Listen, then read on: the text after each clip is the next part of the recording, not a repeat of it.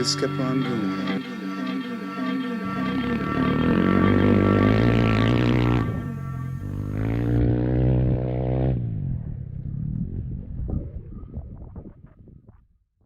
Live from Pahrump, Nevada, the Valley of the Dirt People, it's Tech Talk, Taco Tuesday, with your hosts, Jimmy Lewis and Logan Tyler. Welcome to Tech Talk Taco Tuesday number 129. This is the best show you can watch right now about motorcycle and motorcycle-related products. How you doing, Logan? Pretty good. So, welcome to Tech Talk. Got the voice-matron working. Mm-hmm. This could be the demise of this entire show. Yes. This is the show where we, like I said, live from Pahrump, Valley of the Dirt People, try to let you know how to solve your motorcycle dirt bike problems. So my name is Jimmy Lewis. I'm the washed-up ex-motorcycle rider. Used to be a motorcycle journalist. Now I just live in my own little world. And this is Logan Tyler, who races every once in a while with a certain amount of success. Yeah. You're happy with your success. Yeah. You want to get better? Well, I want to ride a dirt bike a lot, and You mean for be the rest safe and- for the rest of your life, and Yeah. support your bad habit by doing like what I've done, yeah, like writing about dirt bikes, getting my picture taken on dirt bikes, talking about dirt bikes. kind of. Yeah, we got a great show for you guys tonight. Hey Roger, we got one of our buddies coming on later. I got a special guest.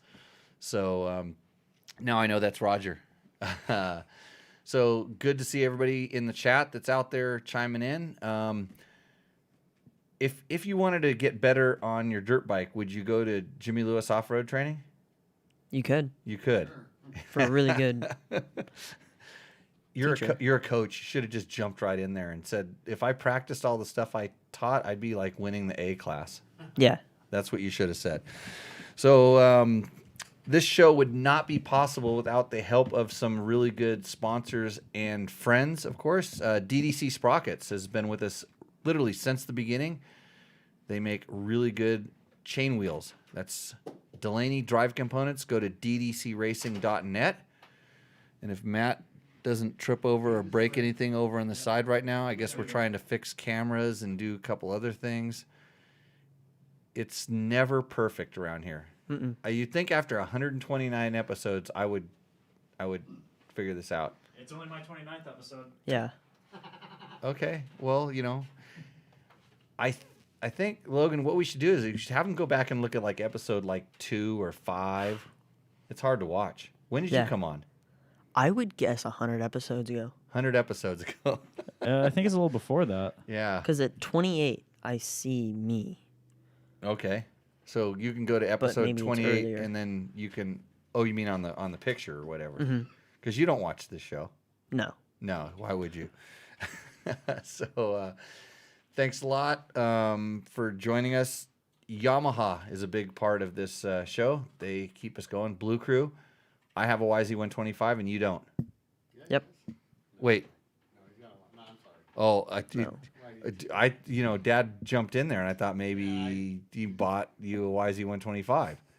It'd be a really good training tool. You should come over and we should go riding and you can take it. Okay. Yeah, and then I'll take whatever you rode. And actually, I'll ride my own bikes.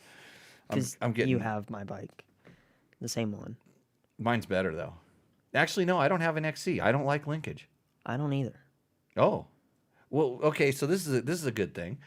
We're gonna talk. I think we're gonna talk about lowering bikes tonight. Yep. I think there's some questions about lowering bikes. So you always wonder what's coming on the show. Well, usually we don't know because, like, right when you come on this show, or we sat down here and figured it out. Matt printed up some nice sheets that talks about what we're gonna do. We got some good questions tonight and a really good guest. Super secret surprise guest coming on at about 7:45. About 7:45 I ish. think so. Yeah, in about 30 minutes. So right when we get done with all the bull crap, stuff that doesn't work, then we'll bring in somebody that knows something. Taco Moto. Taco Moto is a great sponsor of the show. Don't get excited about touching that microphone, Logan. No, the tape was coming up. Yeah. So Logan, don't touch stuff you don't know what it does. Okay, so Taco Moto sponsors Roost or Endo, which is our most favorite, everybody loves it segment. This is a segment where you send us a picture of your bike and you tell us what it is and the mods you've done, and then we tell you what we think about it, which is kind of a very one-sided discussion because unless you're in the chat to defend yourself, you're probably going to get ruined. There's a high chance. High chance. No, We have a video submission Recently, tonight. it's pretty. it's good that chance. it brings up good discussion. You get to see what everybody does with their bikes, and it's like I probably say the things you would like to say. Is the way I would like if a guy just showed up at your camp, you know, maybe he's one of your buddies or guy. And here's the way it works now: you met a guy through an online hookup group, kind of like Grindr, and he shows up and he rolls his bike out, and you see it. This is what we see the bike. And he tells us a little bit about it, and then you just say, "Oh, great! Like, what do we got here?" So this is how Roost or Endo works. So we tell you whether your bike roosts or endos, and then then you might win $100 from Taco Moto. Thanks a lot to tacomoto.co if you need some stuff for really mostly dual sport kind of KTM-ish bikes, but he's getting into the Hondas. He's got a lot of stuff there, so you can always go there. Of course, Scott Sports, my favorite goggles, especially the light transitioning lens inside of the Prospect. I'm kind of bummed because I was out at King of the Motos. King of the Motos is gone. I'm sorry. Like, rest in peace. That right. I went to King of the Hammers, and I was out riding around, and I'm usually out early, and I was out till after dark every time. And I was wearing my Scott Prospects. I have one pair that has the transition lenses in it, and these things are getting hammered because I was wearing them not only all day, and then I'd ride back at night, and then the light. Luckily, it was good during the day, light transition. I could ride back at night because I had a Baja Designs light, so it's almost like daylight. But anyways, they got scratched. They were. We did some stuff in my UTV. And I was wearing the goggles then too because it was so dusty. If my voice starts doing funny stuff or I start hucking up like big dirt clods that might even have like organic matter in them, like plants growing out of the stuff, all the dust I inhaled. But back to my goggles, I think they rolled around on the floor of my UTV with somebody's feet on top of them, which is a testament to how I was still wearing them even after that happened, but they got a little bit scratched, so I'm bummed. Climb gear. Mm-hmm. You wear Climb? Climb, yeah, jackets. Jackets. Mm-hmm. What kind of what other gear do you wear? The stuff you give me. Did you give me your size list? Yeah. For when we did that gear order earlier. Yeah, but I was like, I think, like 12 minutes after one day. It's 12 minutes after one. What does that mean? You said do this to like. I said before do it 24 hours. within 24 hours. And it was 24 hours and 12 minutes. Right. And so you may not get the gear because I had to have the gear order submitted. Mm-hmm. Oh, you'd be bummed. You've probably grown since then too. So you probably have to give it to your sister. Man, I was wearing Climb gear all weekend, like all last week. It was awesome because it's so cold, and then it gets hot, and then it gets cold again, and I was comfortable the whole time. So, did Victor just say I sound exactly like the girl he dated in Ensenada last year? Wasn't a girl, Victor. Victor, you are super hot. I like you. Okay.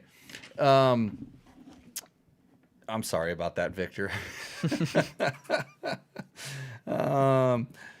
And Trail Tech. Hey, we know Trail Tech makes the Voyager and the Voyager Pro GPS units, but they also make really awesome instruments like the Endurance and the Vapor, which are like speedometers, odometers. They do all kinds of little things. So if you're looking for a digital gauge, if you want to know how far you've gone, like how many hours between maintenance, an RPM gauge on I think it's the Vapor has the RPM gauge, all these kind of cool things.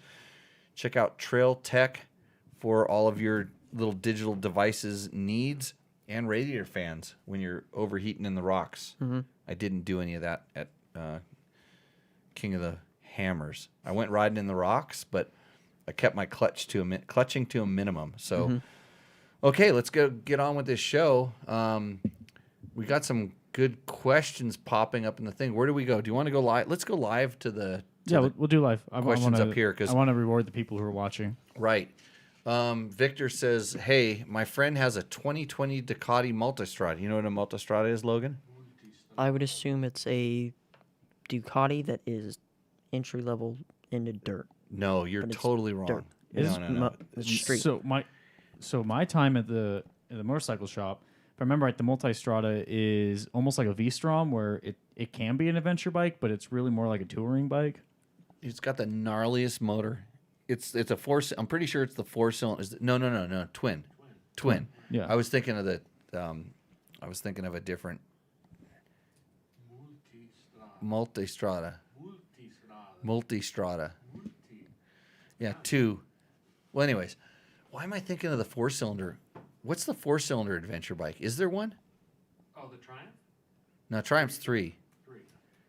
Anyways, okay, so back to just like Jimmy just had a brain fart, and Logan doesn't know. We don't know what it is. We're dirt bike guys, so okay. Mechanic says it needs a new chain and sprockets after 4,000 miles. He rides mild and sometimes 2 up. Do you think he is being abused by the mechanic? He is watching the show. Are you guys holding hands while you're watching the show? And did he sound just like I did when I used the voice-matron? And is he she from Ensenada? I doubt that after 4,000 miles that you would need a new sprocket and chain, unless Ducati is now sourcing their chains the same place that some other manufacturers do, where you have aluminum chain wheels and chintzy non-O-ring chains. But you know what's funny is some of the mechanics these days have been trained at like one of these places like an MMI, for instance. And they're very good at taking someone that says, I want to work on something. I would prefer to work with my hands. And it may be sewing machines, it might be chainsaws, it might be motorcycles, but you go to a place like MMI and they will teach you how to be an effective tech. And if the manual says that your chain adjustment, or whatever, goes past this mark, or if your chain moves up and down this much, then you have to do something to it, adjust or replace. And I can actually see that if your chain was loose, that he checked it and he said, oh, the chain's loose, replace it. As opposed to like knowing that there was some adjustments. I remember on my Hondas, a long time ago, the Hondas actually had on the chain, they had the camshell chain adjuster. And they would say after you went past like, it was from 1 to 40 or something. And after you went past 25, you needed to replace the chain, even though you had to still, the bike broke in and you'd swing it down, it'd go to like 22. And it sat there for a while, 23, 24, 25. And no, you've still got half, 3/4 of the life in the chain. So I don't think that the mechanic's trying to screw him. He's probably just doing his job the way he knows how to do this. That's the way he was trained. And what is his Multistrada doing in there? Oh, probably getting the valves adjusted. Are they Desmodronic? The Multistrada? They might be. Maybe somebody in the chat can answer that question, because if you have Desmodronic valves, I think adjusting is pretty stinking gnarly. No. It's the instead of it just pushing on it, it pushes and pulls. No valve springs. Yeah. Yeah, it's a pretty crazy. No, I think they're springs. They're really light. Yeah. They're just a. They're not really doing the job It's- of a valve spring. Yeah, I wish I would have. That sounds cool.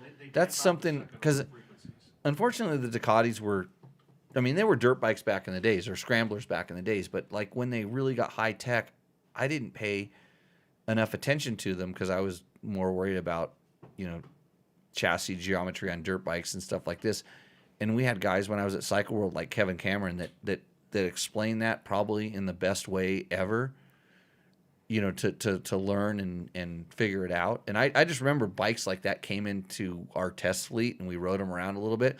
But I know that nobody would ever go under the valve cover of a Ducati at our shop. And I would have, I just didn't have time. I probably had plenty of time to do it, but then I was jumping BMX bikes down at Sheep Hills or freaking, going skateboarding or something like that. And when, that was more fun, so I don't care. Okay, so hopefully, Victor, we helped your friend, and Maybe I'll give you a pat on the back, Victor. okay. Let's see. 1, 2, 3, 4, 5 Q School. What's their question, Logan? Tips to prevent fork seals leaking. 2006 KTM 300 XCW here. So I would like to ask the question, like, where are you located? Because it depends on whether you're dealing with mud or you're dealing with dust. But it's kind of the same thing. So start with good seals, and that means, like, just don't buy the first thing you see on Amazon that's the lowest price. That'd probably be the best advice for there. Like, Bob's over here, like, he's yelling out letters, the names of seal companies or something, as if it's going to make a huge difference.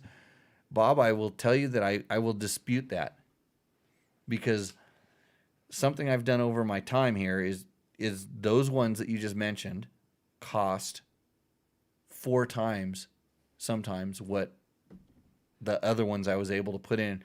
And I've done it where I've had 2 leaky fork seals and I've replaced them with 2 different kinds of seals. So the name brand, the stock one's from companies like All Balls, or what's the other company?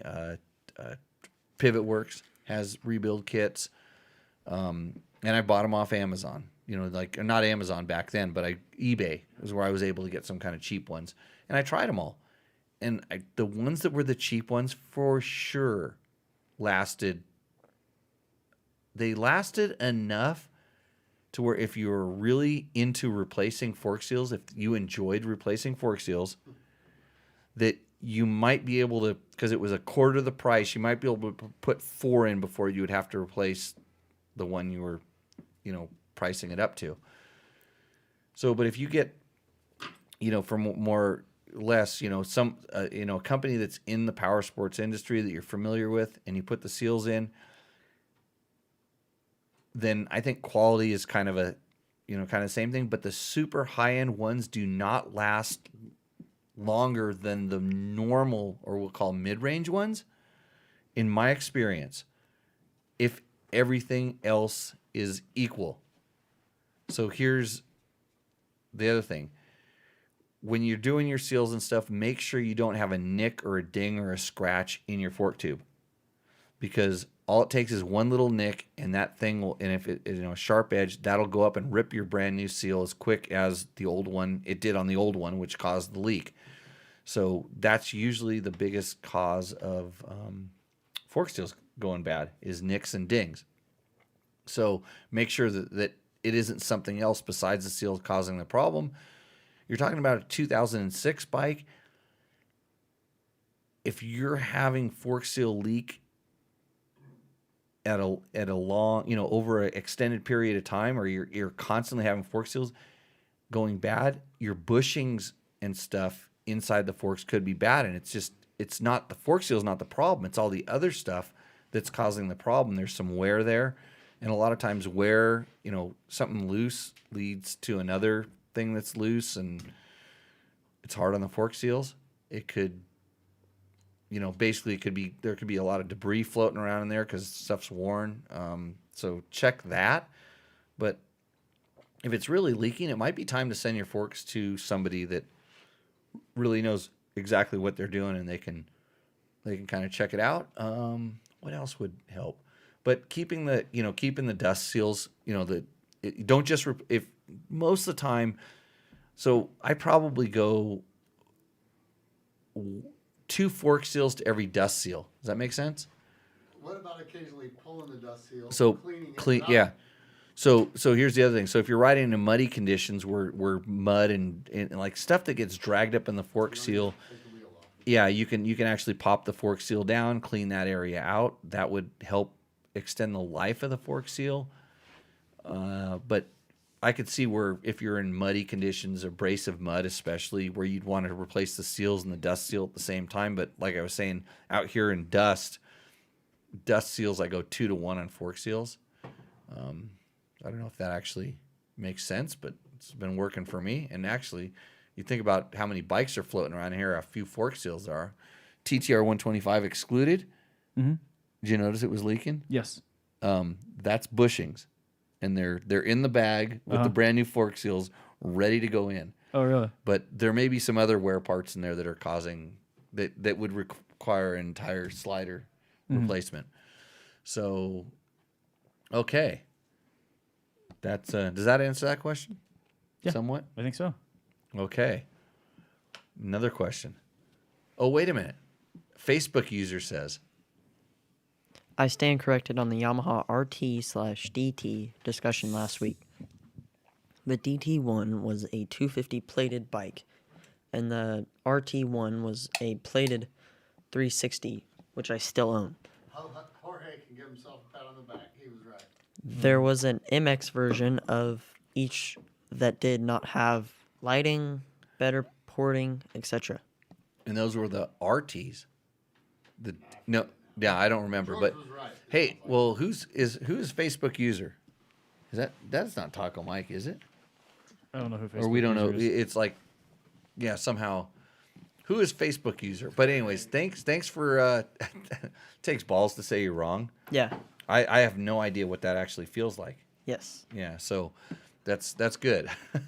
I know we had this discussion on last week's shows about DTs and RTs and the how the naming was and which one was which, and that wasn't my thing. I remember I've ridden a couple of those, and it's a little before my time, but pretty good. Hey, Cooper Luke says, what kind of sprockets do you recommend for a KTM 300? What do you think, Logan? DDC, Delaney Drive Components. That's your new helper right there. Yes. Is Logan's new helper? .net. Yeah. Well, whatever. Logan's my new helper? DDC What do you mean he's helping now? Racing.net. No, Cooper. He's going to be here next weekend. Oh. Yeah. How good is he at crushing aluminum cans and sorting plastic from aluminum? I would guess pick it up pretty quick. What about Loki? Oh God. Uh-oh. What about? Hey, ringer's off. I know I forgot. I didn't even follow my own rules. Oh, man. What about locating good places to rake leaves? This is the best thing about this show. Live from Kendall Normanville. Kendall, you're on Tech Talk Taco Tuesday. How's it going, bud? Oh man, I forgot about this. Well, I forgot to turn my ringer off, so guess what? You're on the show. All right. Well, hello, Tech Talk Taco Tuesday. Don't you wish you were here in studio with us? Yeah, I do wish that. And you're calling because you wanted to know if I looked at your road books. Yeah, exactly. Are you going to Glamis tomorrow? Not tomorrow, but The next day? I don't know exactly, but yeah, this week. So rally training is ongoing. You're the new rally trainer to the stars. You took over rally training for UTV winners. I mean, I've had a lot of longtime friends in the industry, and we just, go out and enjoy and do what we love to do and have fun and keep trying to build off of, Hey, well, from where we've been. so what is it? All you need is some flip flops and a what? What's the quote? Oh, and some board shorts. Flip flops and some board shorts, and you're ready to ride, right? Yeah, exactly. We go anywhere. Go anywhere. You can take me anywhere. So where would people find that video if they wanted to go look for that? I think Red Bull TV. Okay, so someplace you can dig through. Chasing Summer, YouTube. I think you can find it on YouTube or Red Bull TV. What and that was the ride where you guys the little towing. You had to tow somebody out of someplace, or Yeah, we had 3 of the rides. One was filmed, but every ride had different crazy stories or chain of events, things that happened. Yeah, one of the times Quinn was towing me because I broke my chain.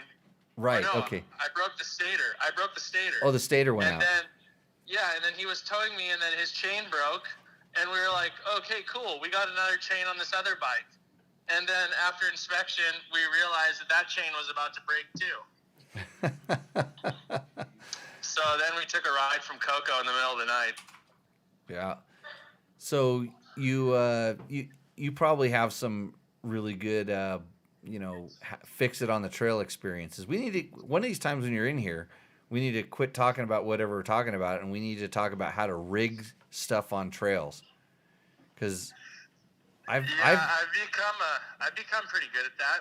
Well, when you go for stupid long rides in places with no tools, and you learn all the stuff that the guys in Mexico do, and actually it's African engineering too, and I'm saying that because I've been in Africa, and you think Mexico or Baja is gnarly, you should see what these guys do, like especially in North Africa. Like they have, imagine taking you go to the tire shop, La Lantera in Baja, and you take away 3/4 of their tools. This would be the tire shop in Africa. And wow. Like I've seen them like wire tires back together and get them to stick and hold air, and instead of having like the right sized lug nut wrench, they just use a hammer and a chisel and get lug nuts off. So. Yeah, I mean when you live in a world that you don't have Amazon to rely on for when you need something new or fix it, when there's a will, there's a way. Right. Yeah, before I went to Dakar, I remember I went riding with Tyler Behrman and co, and we were climbing some hills, and on my way down the hill, there was a rock garden, and I came in way too hot, threw her away, punched a hole in my big gas tank, and it was like, I mean, we were in mountains, so I didn't really want to tow out of there, and pulled out my Leatherman and started whittling down a manzanita stick. Ended up shoving it in the hole. First one punched it through. Got another one, started whittling it. Hey, I couldn't believe it, but got the thing fitted in the hole, and it held for the rest of the ride. Oh yeah, so there you go. Rest of the ride, yeah. Didn't interfere with the whole ride. So. Hey, didn't even have to go straight back. We just kept riding. Well, the good thing is you were able to lay the bike down on a side so you didn't lose all your gas. Yeah, well, it was on the inside of the tank, so we had to take the tank off as fast as we could and get the thing on the side. Yeah. And then went to work. Right. Hey, well, Kendall, I will get back to you with your whatever your needs are. Remember not to call me on Tuesday nights between 7 and 9 p.m. because that's when we do Tech Talk Taco Tuesday here live from Pahrump. Next time call Logan, see if he turned his ringer off, okay? It's always off. Okay. Your ringer. Is that how you work your chicks? Logan's got chicks calling him all the time. That's why he has to turn his ringer off. Remember those days, Kendall? Yeah, that's important. Okay. Well, hey, we'll talk to you soon. Thanks for calling into the show. All right. Thank you, Jimmy. Have a good show, and nice chatting with you. Okay, see ya. Bye. That's Kendall Norman. He's probably on the beach and on Hollister Ranch there, surfing, doing all the normal stuff that professional motorcycle race, ex-professional current Baja 1000 overall winners do. Yeah. Does it say, is he really retired? Yeah, he's no, no.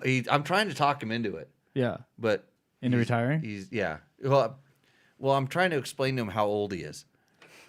Which right. It's because he needs a transition, and not that kind of transition that's popular these days. He needs a transition from like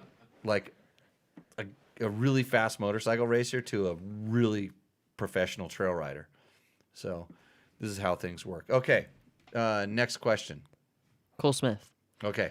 Are any aftermarket KTM fuel pumps assemblies worth buying? Talking about the whole thing, from electrical connector to tank outlet. Have an IMS tank coming and don't want to swap pumps between tanks. Cheers. Love the show and the tell it like it is ethos. I think what he likes is how I just beat on you all the time. Mm-hmm. With just trying to make you, better young man. Yeah. Yeah, I think that's what it is.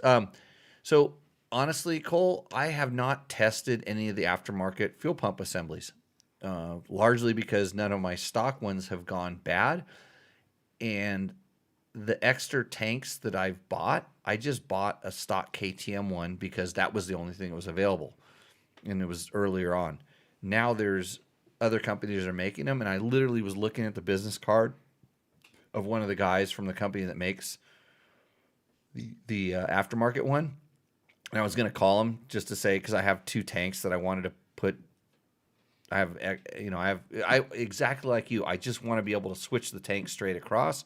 And the other day I went to put a 500 tank on one of my 350s, and I noticed it didn't fit because because the cylinder had gotten in the way and stuff. And I was like, oh, I need to do something. So I'm like, it'd be a good time to test this, all this other stuff. So I don't have enough experience to tell you, but I would guess that if you're getting it again from one of the name brand companies that you're familiar with, they're probably, going to be okay. You can't go wrong with stock because you know how well the stock ones work. And some companies always, say, hey, ours is better. We've done extra research and stuff. And until I test it, I can't tell you one way or another that it's better. But if you got anybody here tested an aftermarket fuel tank? Takamoto sells one. I'm pretty sure Takamoto will sell. If it's out there, they will have it. Yeah, but I think They will. So Takamoto does. I know they do different fuel filters for the. They have a fuel filter kit, so you replace the stock plastic one with a metal fuel filter and some other stuff. They have things. So I would check out Takamoto, and I'm sure if you ask that question to Taco Mike, he would have an answer for you. And you can go get it there. I would always say just remember who you're talking to. I'm not selling them, so I'm going to tell you what I know, and I just told you what I know. I don't know. So that's that's what it is. What is Mitch telling us about that? Jimmy, I had a throttle cable broke once. We shoved a stick into the carb and rode it back at 75% throttle the entire time. 5 kilometers in bush. Poor clutch. What was wrong with 25% throttle, bro? It sounds like. Where would you set your throttle at if you had to make it a slide hold? Wait, let's see. 5. I shoved a stick in the carb. I'm wondering. Okay, Mitch, we need more explanation here. So, where did the throttle cable break? I'm suspecting by the design there that it broke at the slide.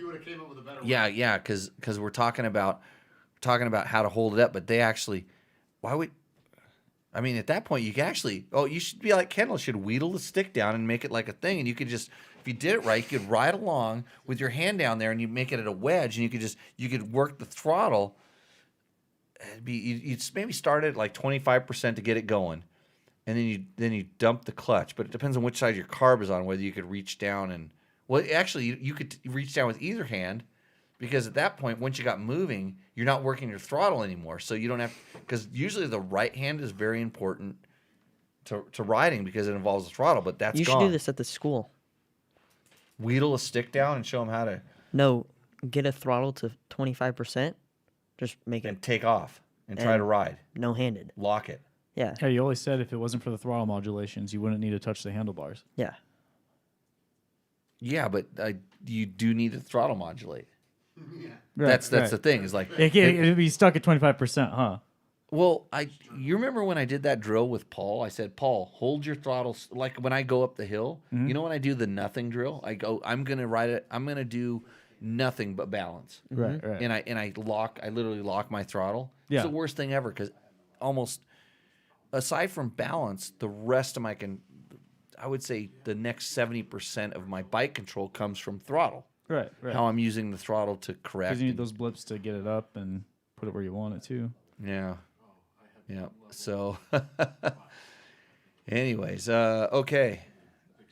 We have any more questions on this thing? Okay, wait, hold on. Mitch said they tried 25% and they couldn't snap over logs. Like, oh boy. Okay, so you know what, Mitch? You know what I would have done?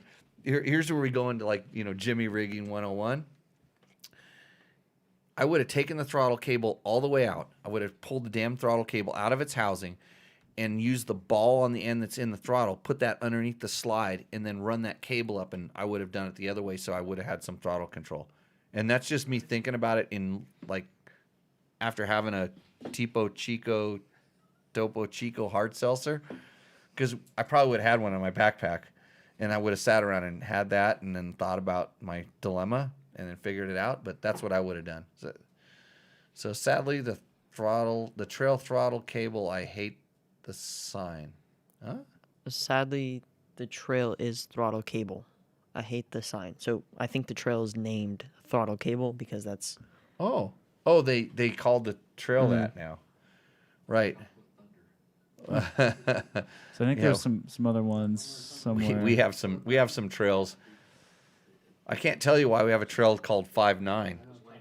5'9"? Yeah, we have a trail called 5'9". Is it? Are you riding it from 5 to 9? No. It's a story. I told you we got to get Dave D back on the show. Yeah. Because Dave D and I That'd be have cool. Like, actually, if I had Kendall and Dave D here, we could talk about rigging between all of us. And actually, Johnny Campbell would be good to have on there too, because Johnny would just sit there and just like go, "Why didn't you prep it properly and do it right to begin with?" Because the other three that I just mentioned, we're all like guilty of like, I just want to go riding, and Johnny would go, "We can't go riding until everything is perfect." It's the Bruce O style. Right. Yeah, make sure everything's good. Okay, another question. You said you had another question. I think there was one more somewhere buried in here. I accidentally clicked to go to the bottom, so then it just kind of lost my place. Roger says he uses tear-offs to get dirt out of seals. So this is good. Back to the fork seal discussion.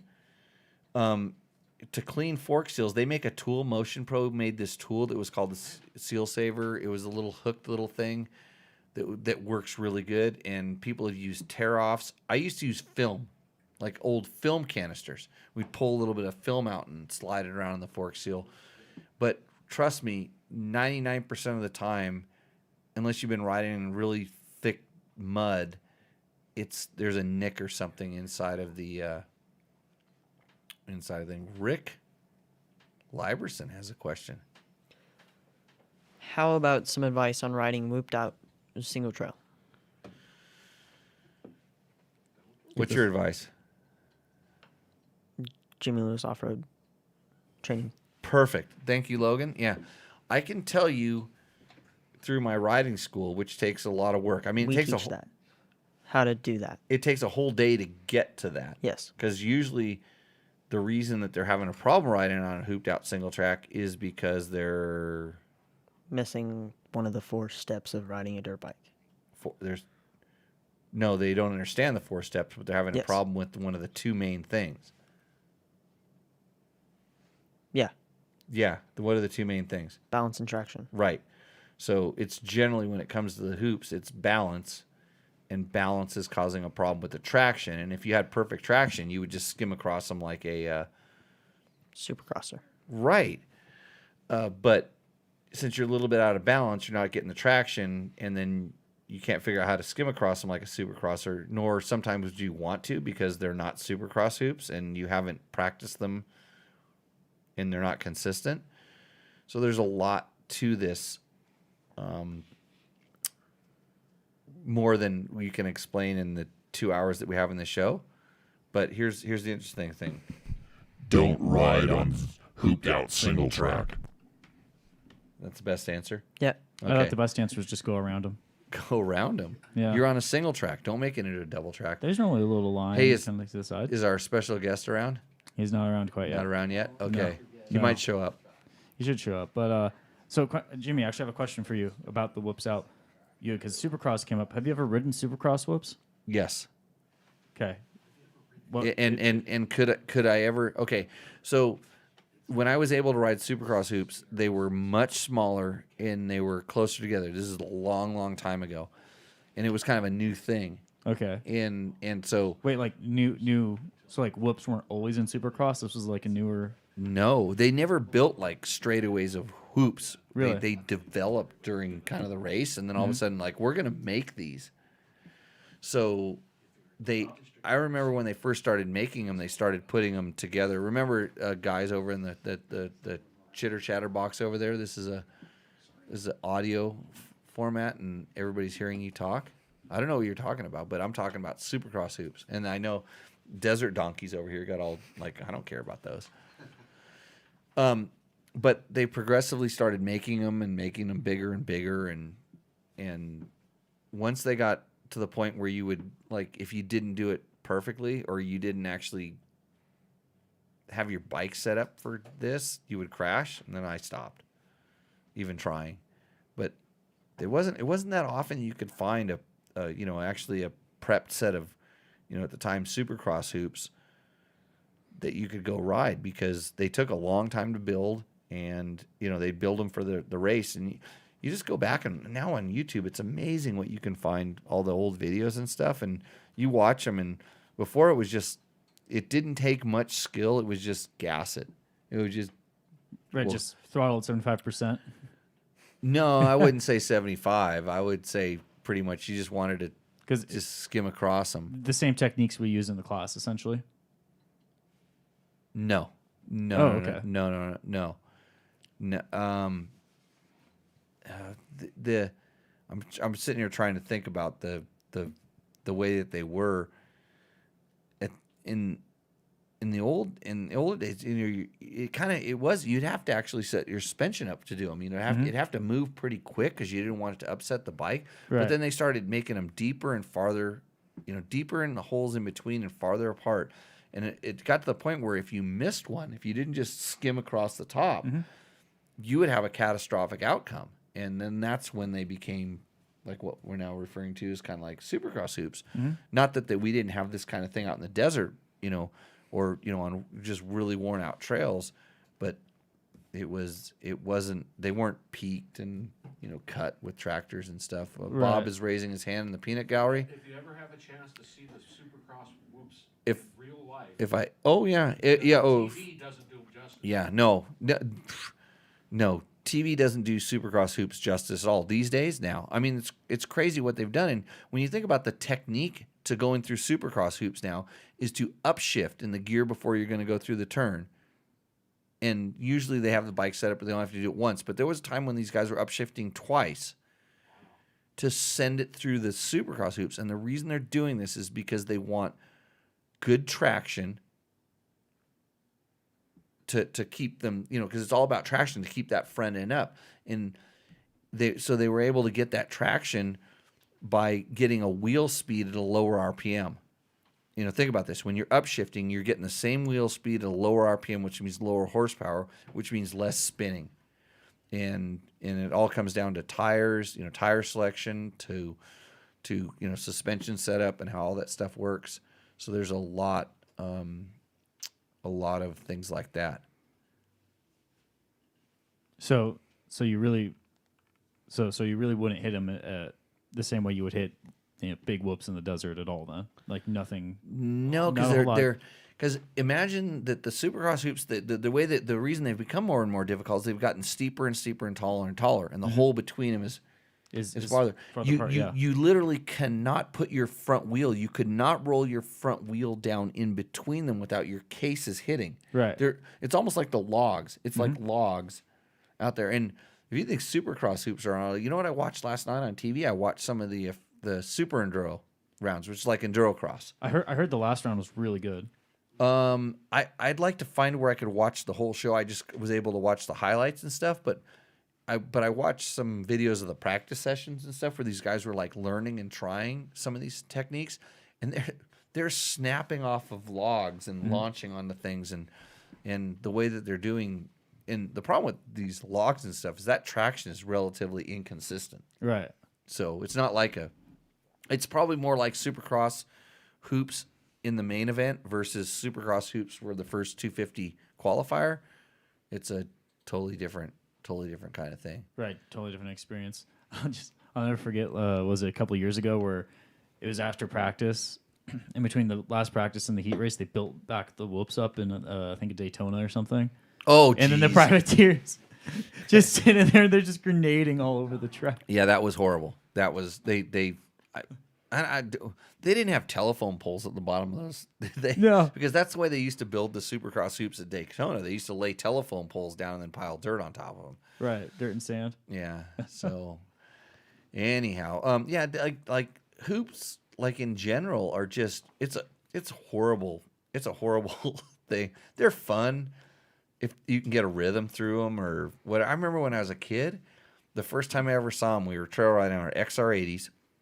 We were up in Gorman. We went to this place, Gorman, California, and it's now the Hungry Valley State Vehicle Recreation Area.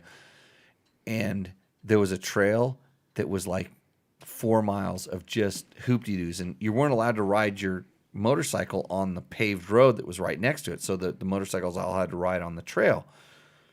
So it developed hoop-de-doos, and they were really consistent, just rollers forever.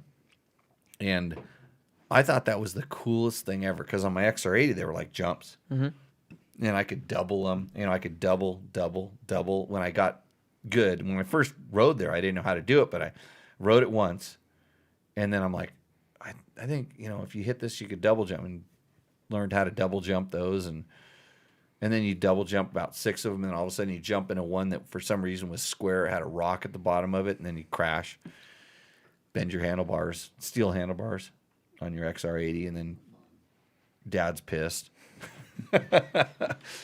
So, okay. Got other questions? Isn't Baja just a bunch of hoops thanks to the trophy trucks? John, I believe that, yes, any of the race courses, have you seen the size tires they're running those things now? It's all about tire size, and yeah, I haven't been down there for a while, but I see what they're doing out in just in Johnson Valley or in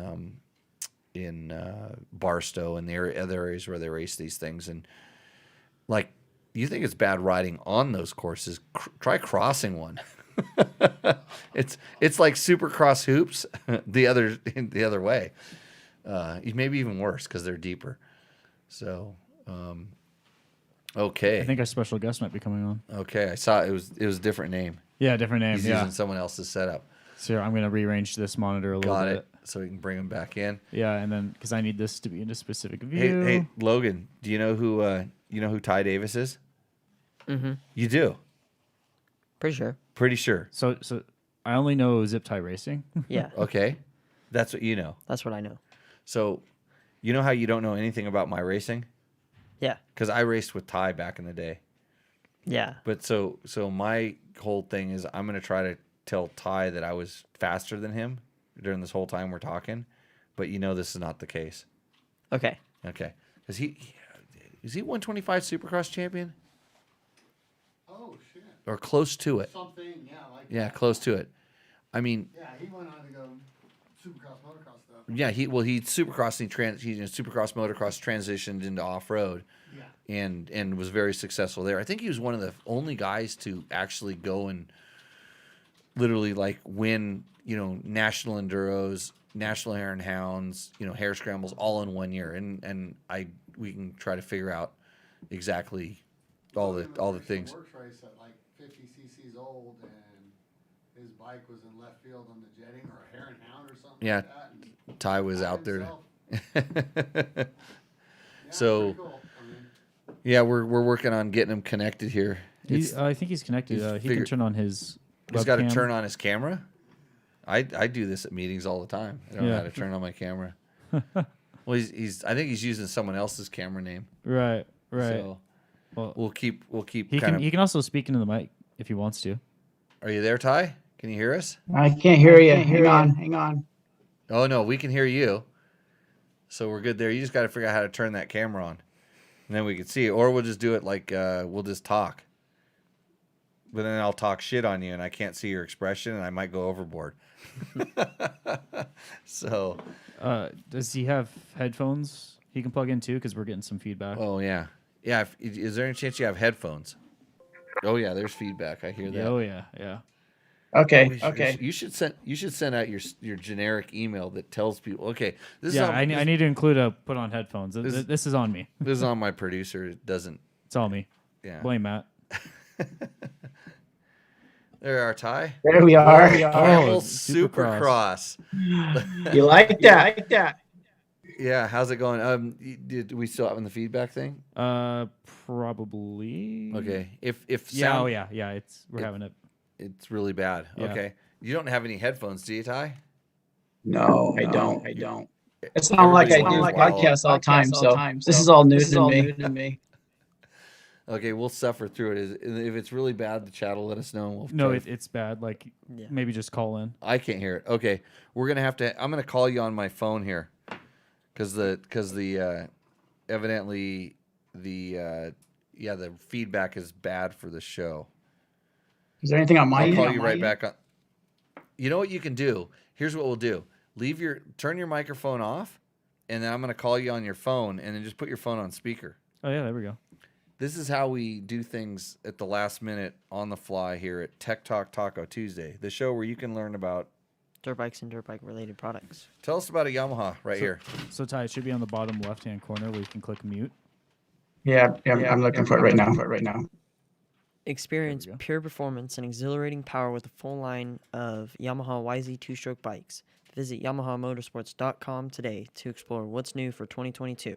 The re-revised YZ125 makes for the perfect step-up machine, featuring all-new engine, revised 6-speed transmission, new brakes and suspension settings, improved rider ergonomics with new aggressive styling, and more.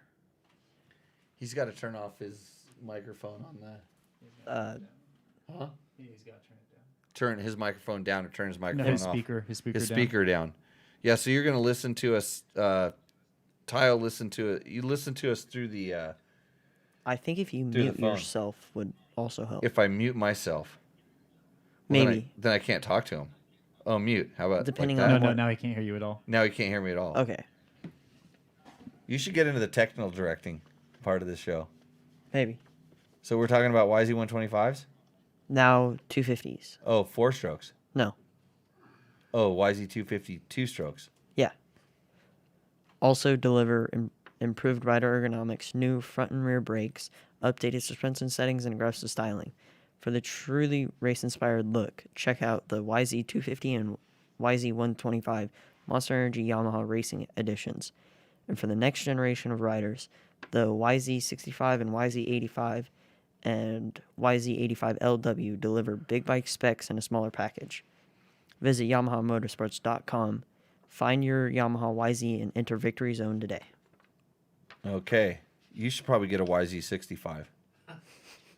You're going downhill. That's one I did not have. No. Okay, Ty. I think we're back. Now we're doing double echo. No, hold on.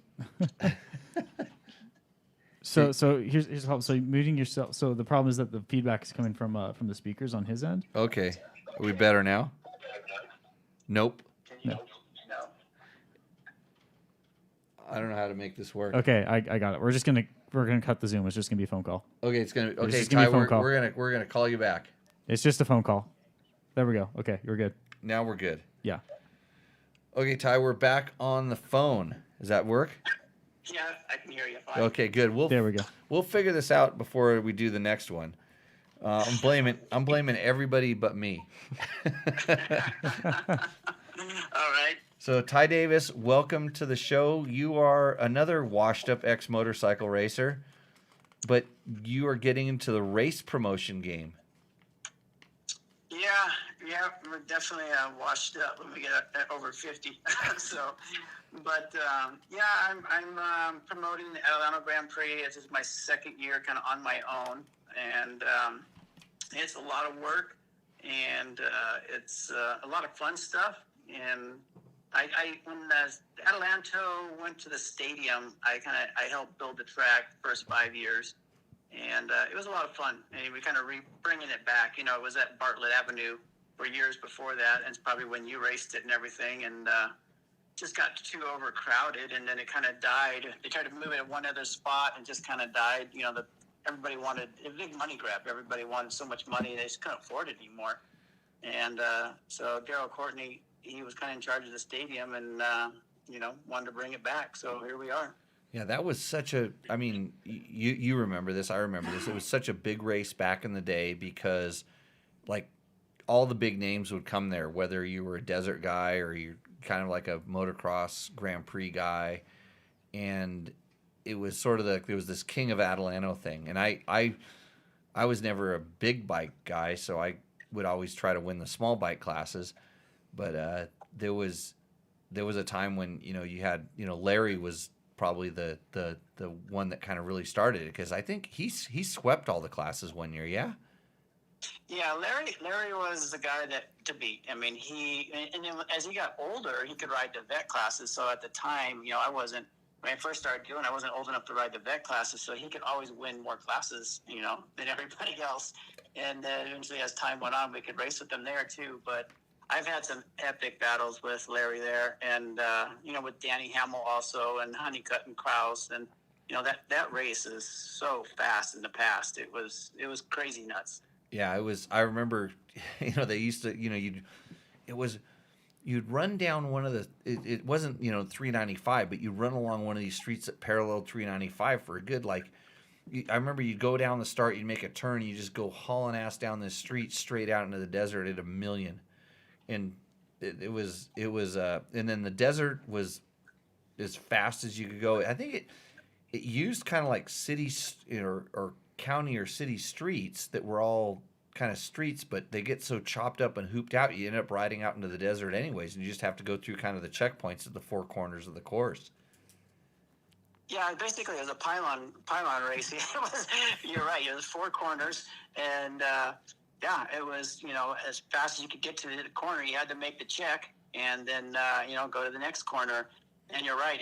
That desert just got so chuckled out. And, when I rode ATK, I was scared the whole time. It was a death trap.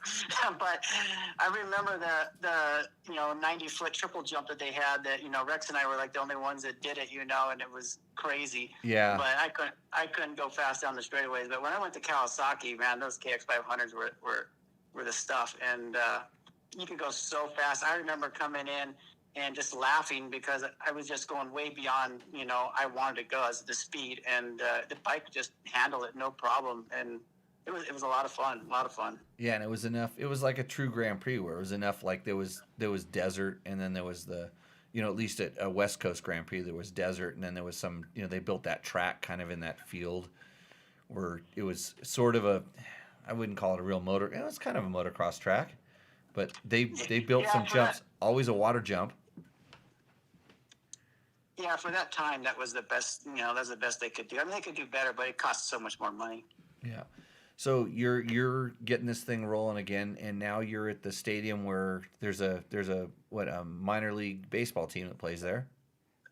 Yeah, that's all pretty much gone. That's all gone. The stadium's there. They're going to turn that stadium into an event center and do that. So they just have a little bit of soccer and a little bit of softball, but nothing, or baseball, but there's not much going on there.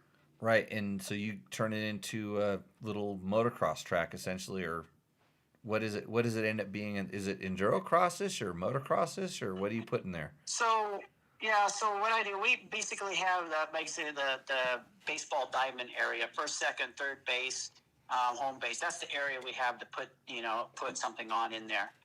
So what I usually do is I put the wood pit because that's always a great draw. People fall over, but it's always, it's fun to watch and no one really gets hurt. And, the kids love it and stuff like that. And then, in the past, I've done over and unders with containers. I've done all kinds of stuff. But I think most people just like a little arena cross. They like some whoops. They like some jumps in front of their family and friends that are watching.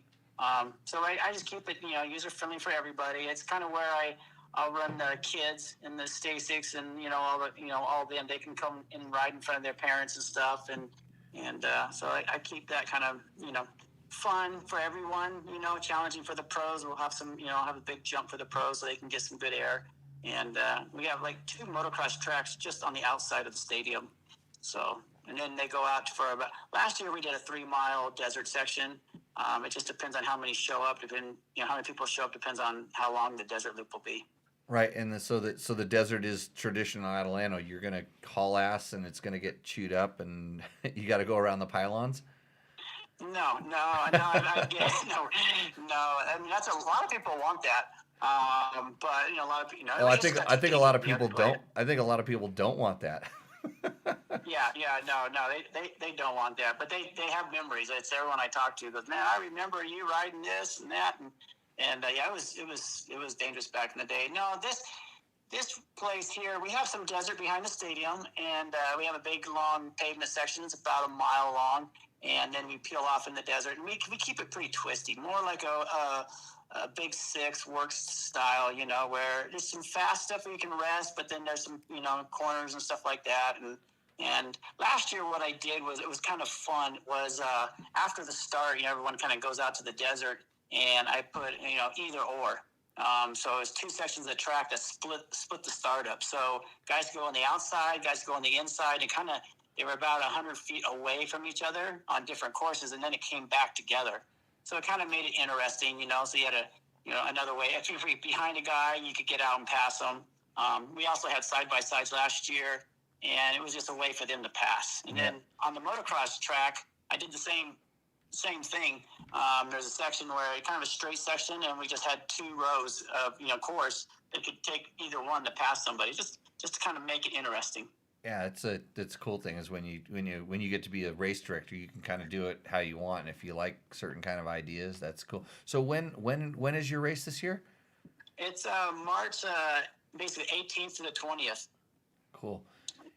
And you have classes for everybody essentially. So we have the 85 class. We have some quad classes, 3-wheelers, side hacks.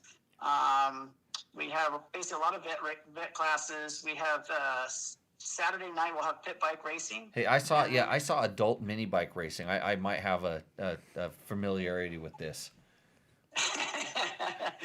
Yeah, Michael Bierman hit me up and wanted me to have some classes for him. So we're going to have adult mini bikes on Sunday morning. Okay, so they get to do the full course, right? Yep. So gear those mini bikes up, right? I don't know. Big cheater motors, gear them up. Yeah, that's all about mini bike racing. It's all about cheating. No, it'll be fun. And then we also have a team race, Best in Desert team race we're doing on Sunday. And the two cool things that I like are the futures, which are basically the kids, super mini kids, and the pros. And so what in the past, when you and I used to race at Adelanto, it's like who could win the most class, the 125 class, 250 class, 500 class. That was kind of like, that's how Larry kind of started the whole king of Adelanto. Right. And then Big Six took it over, and they just had one race, pro race. Everything was all combined in one race, and so it was just I tell you the one thing I got pissed off that the district did is that we used to be able to, in our time, or at least the beginning of our time, was you could race a 125 and a 250 and a 500. Like if you went to a European scramble, you could race the 125 class because it was a 125 class, and they race amateur, expert, and novice all at the same time. And then you could race 250, and then you could race 500 later. And now they run all the experts at the same time. So they kind of went from as opposed to displacement races, they went to class races. And I think that kind of made it difficult. And I've seen this in the Grand Prix too, because even like now they're doing all experts run at the same time, where you can't go out and race the 125 class and other times. So that it's kind of cool that you're able to at least get the guys out there on the track at the same time, and what you're doing 3 different races for the pros. Right. So what I did is we do have a 2-stroke race. I did just all 2 strokes just because they're cool and stuff. So that makes it fun. Guys can bring out the KX 500s or whatever they want. Why is he 125s? Why is he 125s? Yep.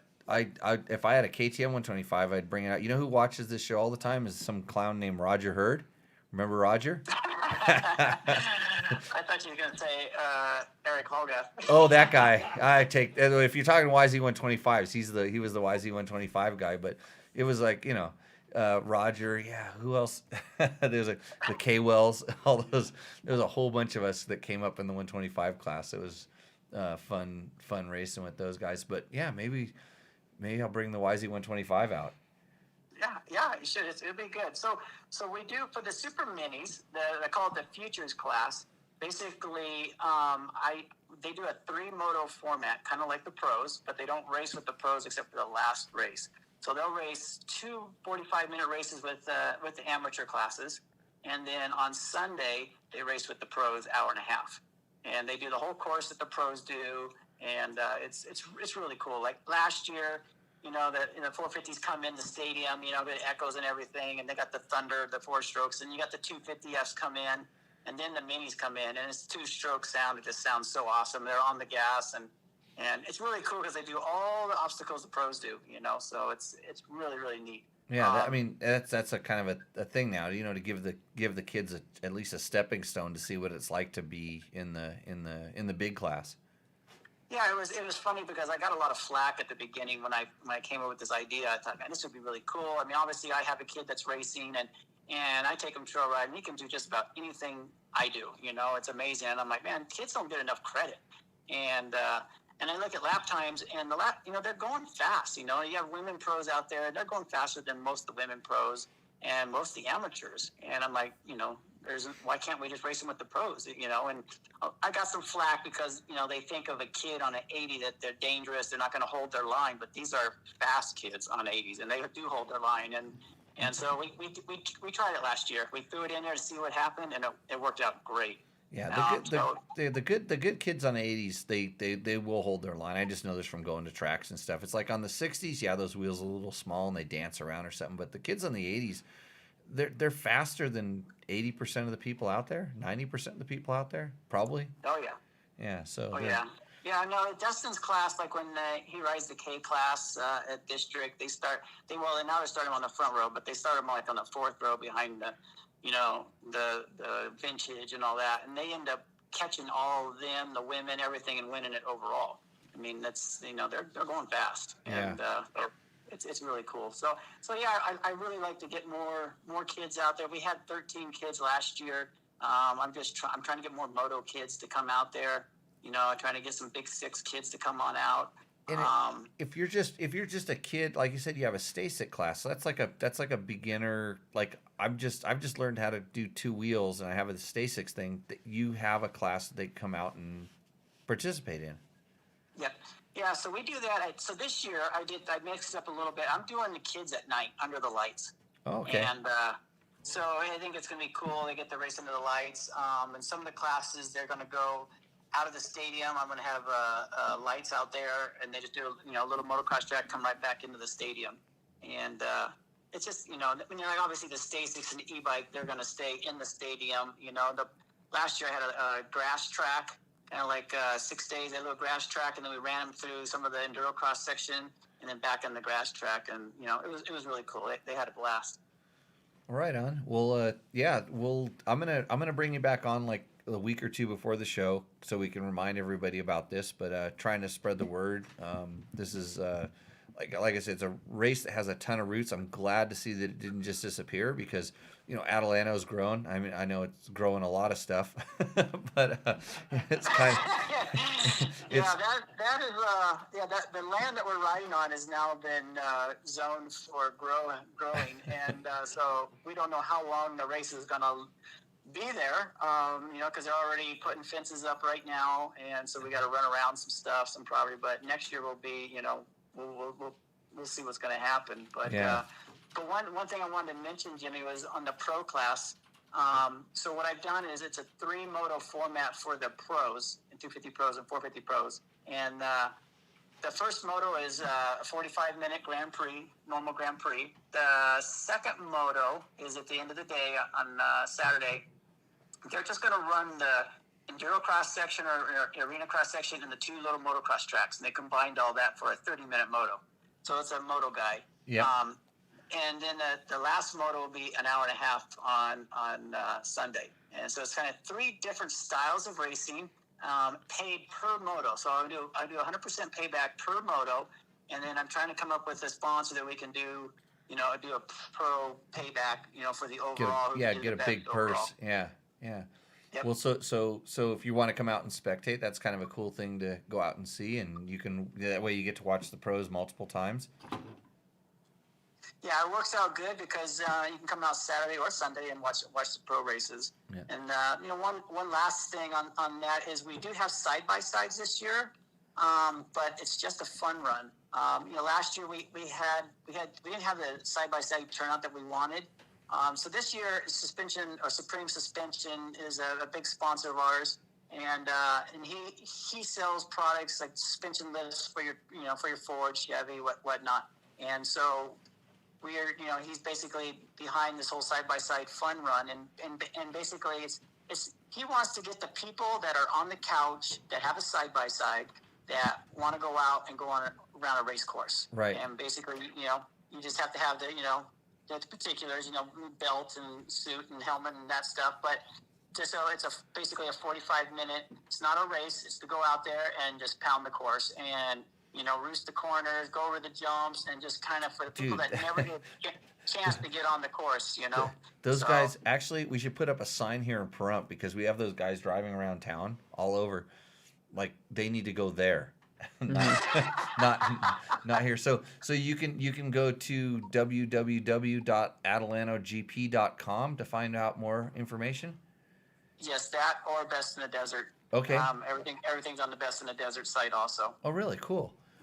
Well, Right on. Yeah, they've been really good because they really.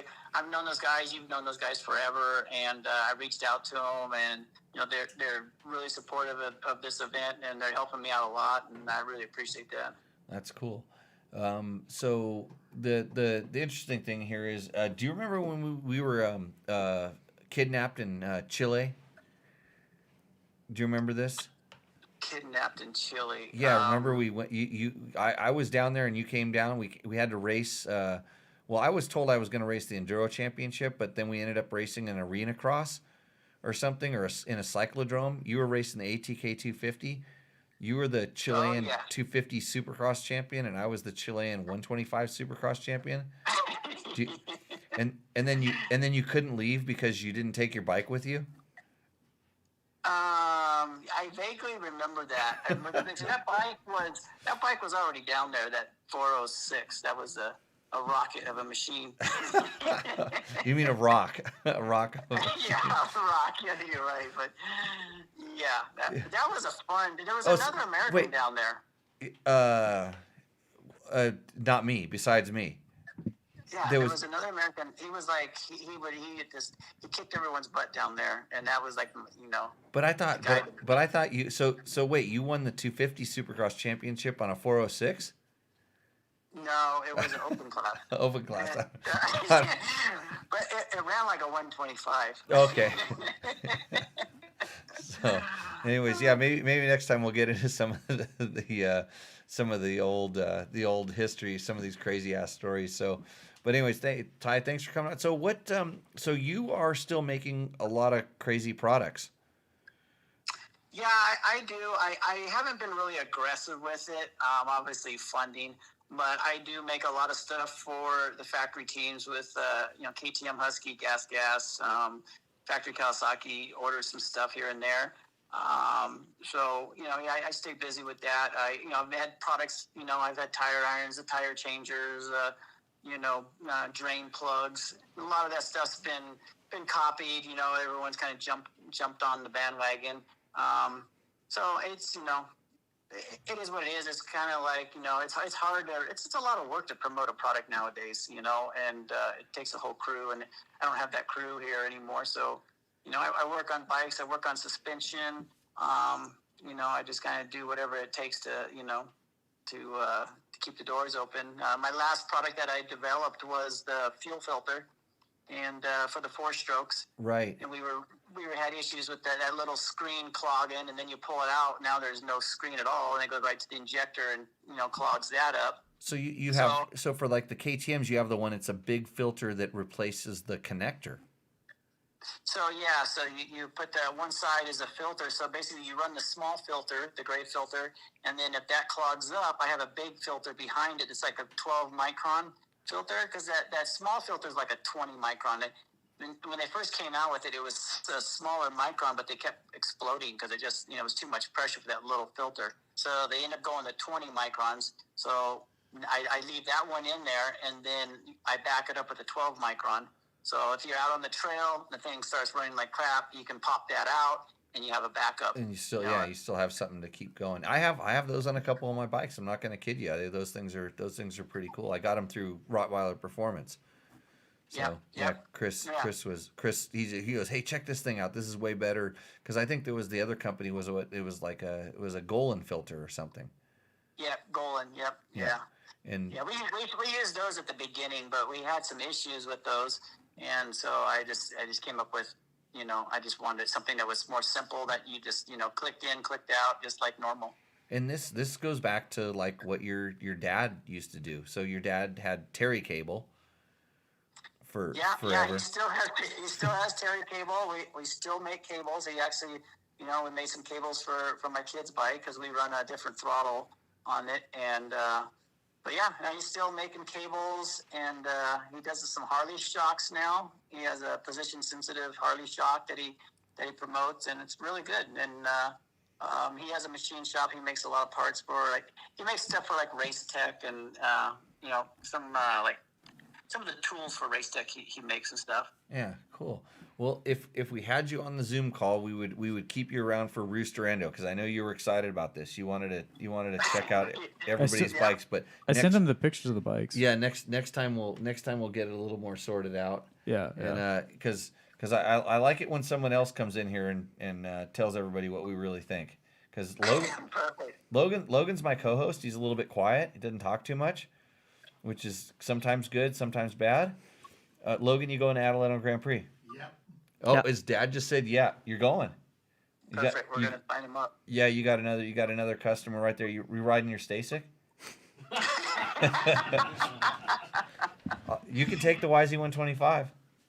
Okay. Yeah, look at him. His eyes light up. He's like, "Yeah." Logan's he's hanging around me too much. He actually likes his PDS. He liked my PDS shock better than his linkage shock. So, oh boy. Yeah. You're brainwashing him. Tywin, you know how to make them work. You know how to make them work. True. So, cool. Hey, well, it's good talking to you. We'll talk to you sooner when we get closer to that race. And thanks for helping out Tech Talk Taco Tuesday. We're gonna start running that banner up on our ad thing here and telling everybody about that race. All right. Thanks, Jimmy. I appreciate it. I'm not coming out of retirement. I don't think. Allegedly. I know. I ran into Rosler at King of Hammers, and I told him about it, but he wasn't coming out of retirement either. Larry's not coming out either? Yeah, because I'm just worried Mike Bierman's going to beat me on a mini bike again. So. Oh, jeez. Right on. All right. Okay, we will talk to you soon, Ty. Thanks a lot. All right, thank you. See ya. Okay, everybody, that was Ty Davis, who is a 125 Supercross champion back in the day. It was confirmed by our chat room. And, national enduro champion, I think. Did he win National Hare and Hounds? I don't know his resume. I don't know even my own resume, so don't blame me. But, and Ty also makes coolant, by the way. He has coolant. Yeah, if you search Zip Tie Racing, you will see some cool stuff. His stuff, he's not a guy that just shovels products out there. He's a racer that's trying to make stuff that's better than what's out there. And when he talks about he's making it for the factory teams, and the reason that the factory teams come to him is because they know his stuff works. And like I said, I have some of those little things on some of my bikes. So that fuel filter, for one, is a really cool, super high end thing, and it just adds an extra level of safety and integrates it into an existing part, which is that's how it works. So I need to start telling people they need to bring headphones on for the Zoom. Yeah, because that's what we let's had this problem with Andrew before. So let's not.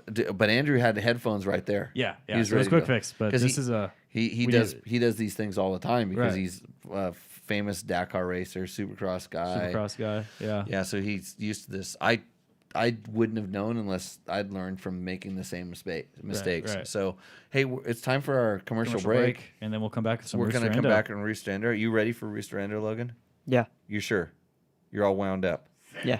Yeah. So you've got the contestants. Mhm. Are they good? Am I gonna like it? Or do I have to have another beer? Actually, I'm gonna have some number 1 tequila. Look at that. Been taking a little while tonight to get to this, but it's been a busy show. So okay, we're gonna take a commercial break. We'll see you in a little while, and we've got more questions to come to. Lots more show to go. Mm-hmm. Okay, see you in a little bit.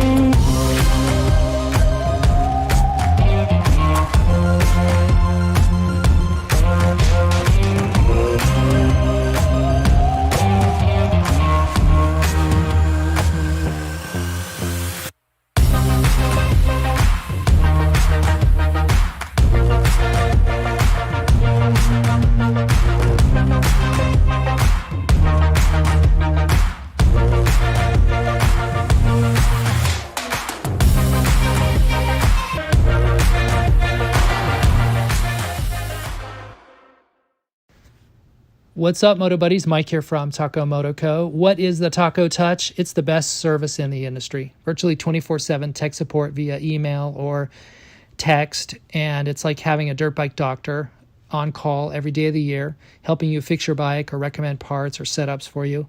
If you've ever received an order from us, you'll know that the Taco Touch extends to our fulfillment, and our orders come with the coolest stickers that you've ever had, buying parts from anybody before, and a handful of root beer barrel candies.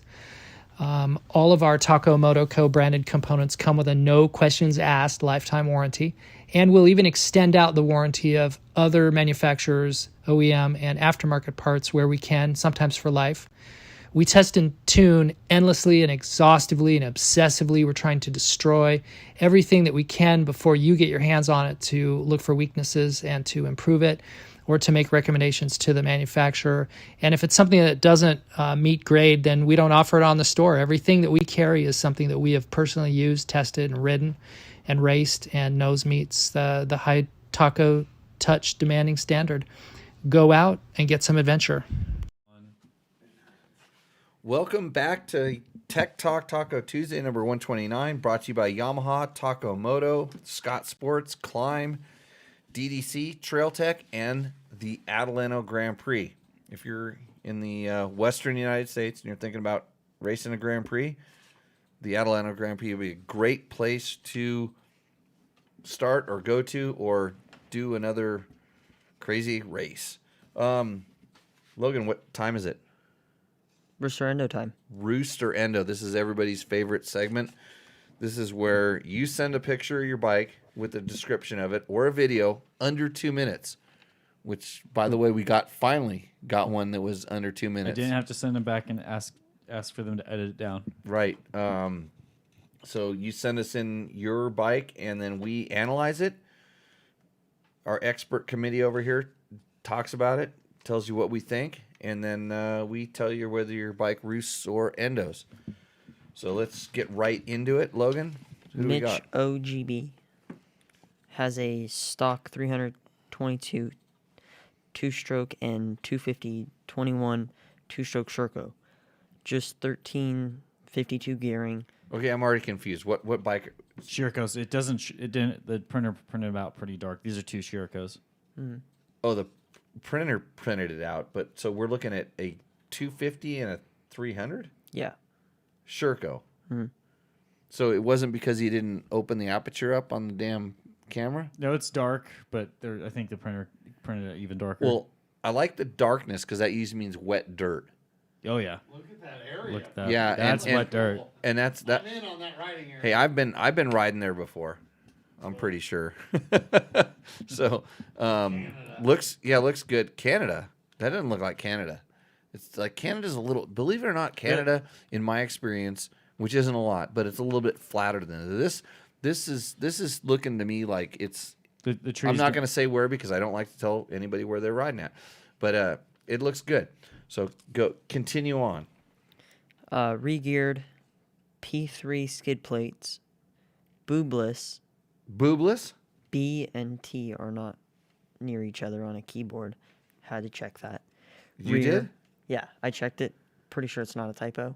Okay, so they're boobless but not tubeless. Yeah. I wonder if it's supposed to be bibless. Bib moose? Oh, You think Bib he? Moose. Hey, do you That's think a he? Bib Moose Do you think he autograph. talked in? Do you think he talked into his phone? Maybe. That's a- What Mitch gave us some good advice earlier, didn't he? Didn't he ask a question? He's loving it. Mm-hmm. You're loving that you're confusing us, but okay, keep going.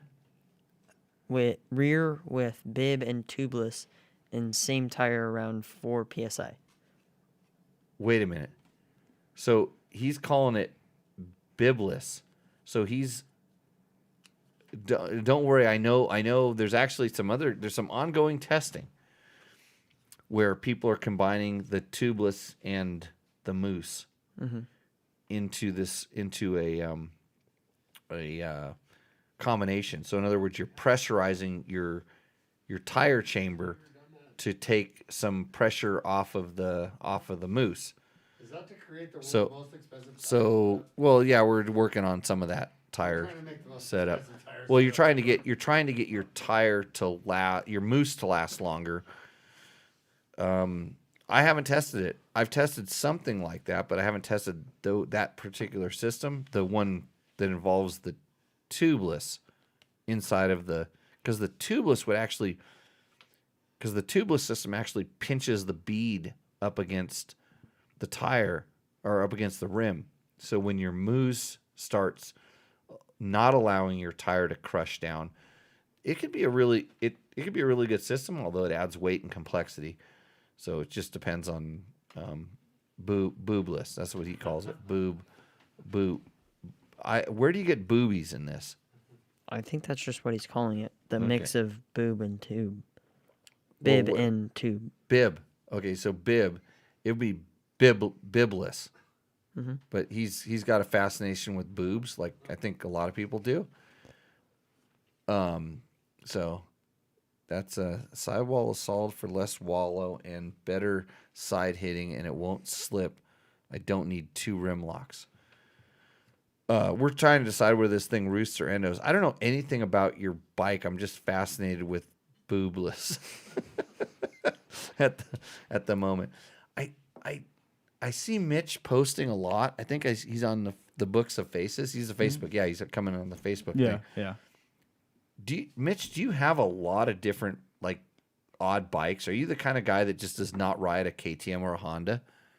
Something tells me Maybe. he's this guy. There's another guy also that like he has Huskies and Shercos and SMWs and all this stuff like this.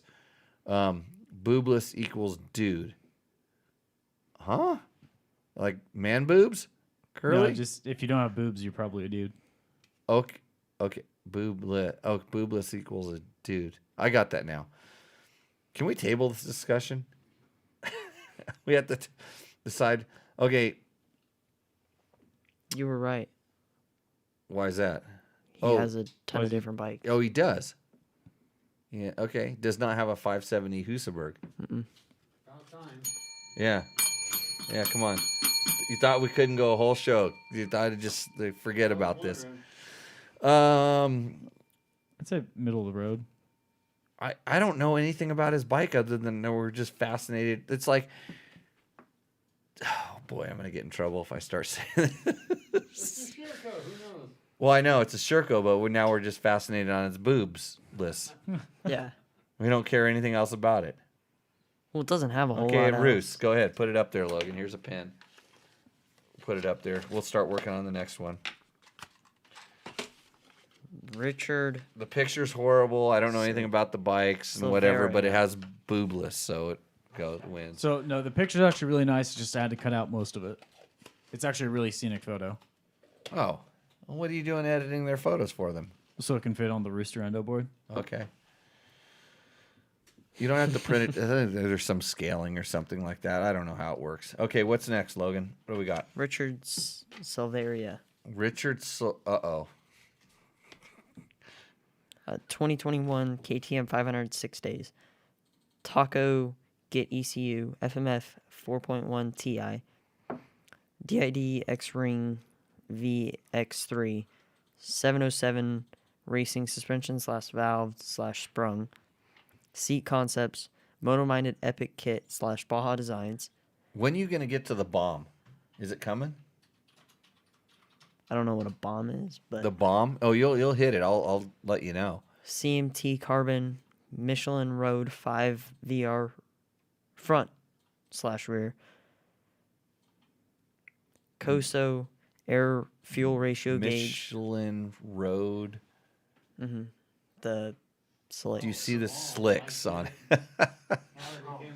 Yeah. This show is brought to you by dirtbiketest.com, where we ride on things that have knobbies. Why would you take a perfectly good dirt bike and put slicks on it? He's already got a street bike in there. I love the American flag in the background. I'm into it. I like the Michelin banner in the background. I like the KTM flag in the background.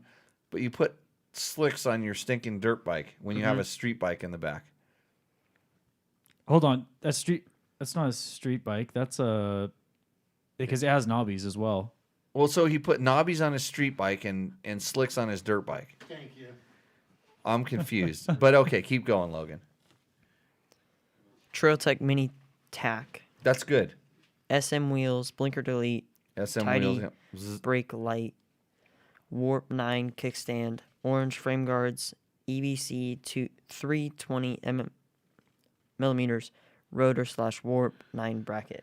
So if you had a disc rotor like this, Because that's a rotor. That's the rotor that's that big. You might want a disc guard on the front because that thing's going to hit some stuff if you rode it on the dirt, which you don't because you have slicks. Endo. Next. Carbon fiber tank. Too. The Carbon fiber tank. That's a really stupid idea, right, Bob? The carbon fiber gas tank? Oh, man. He's in the chat, too. He's right. There's this WR250X in the back. It's a WR250X. Yeah. That's a street bike. Why would you take the roundy tires off of your... Actually, isn't the X the dirt version and then the R is the street version?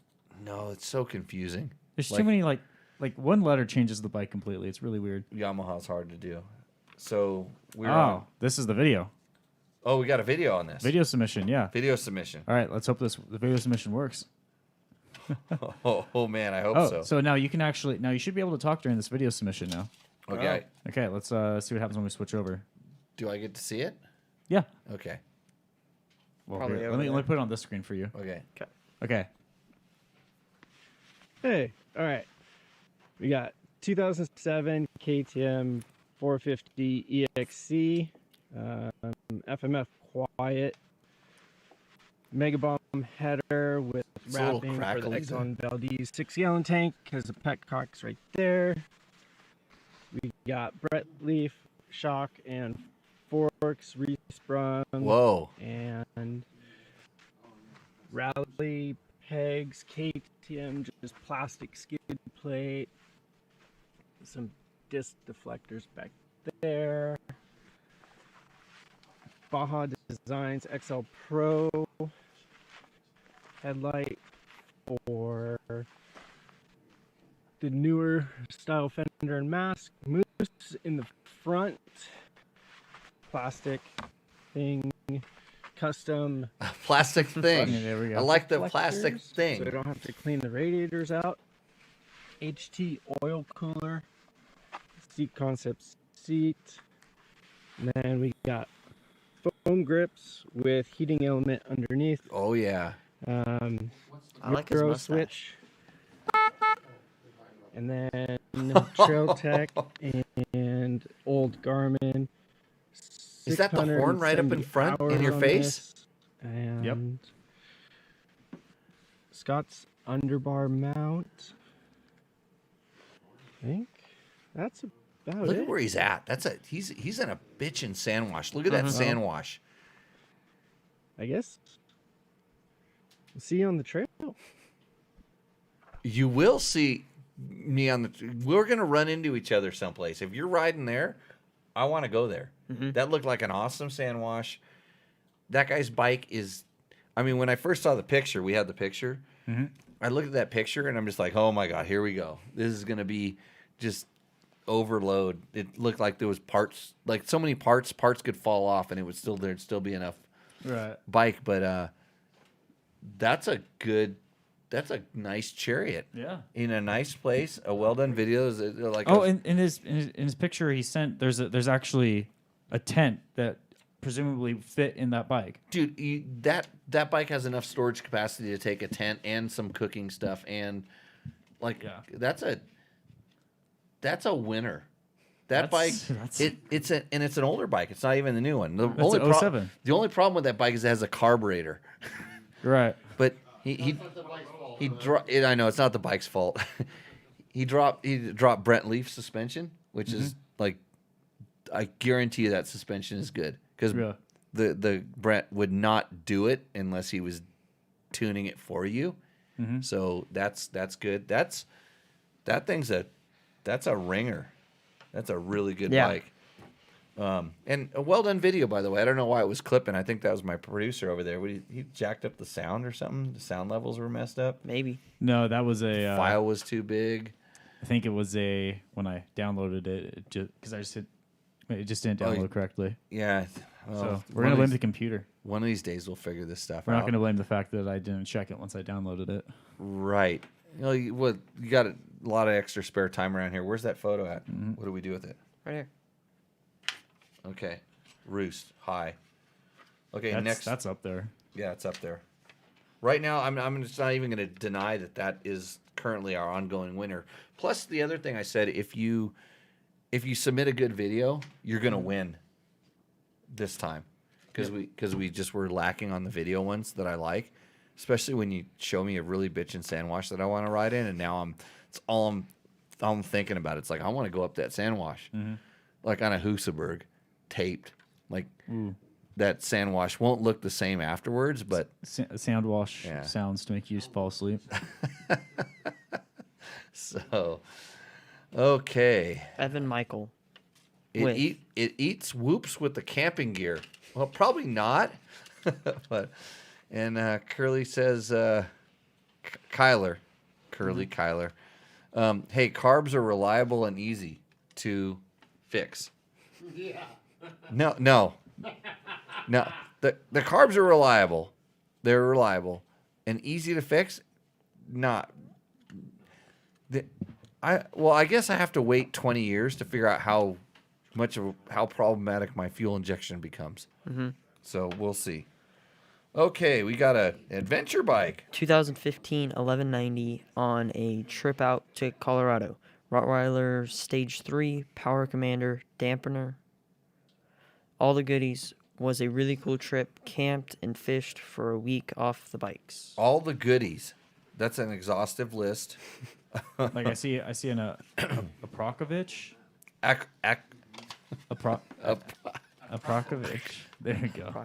You know, I actually met the owners of the company, Yeah. and I mispronounced it. I couldn't pronounce it properly. It's more like a Krapovich, but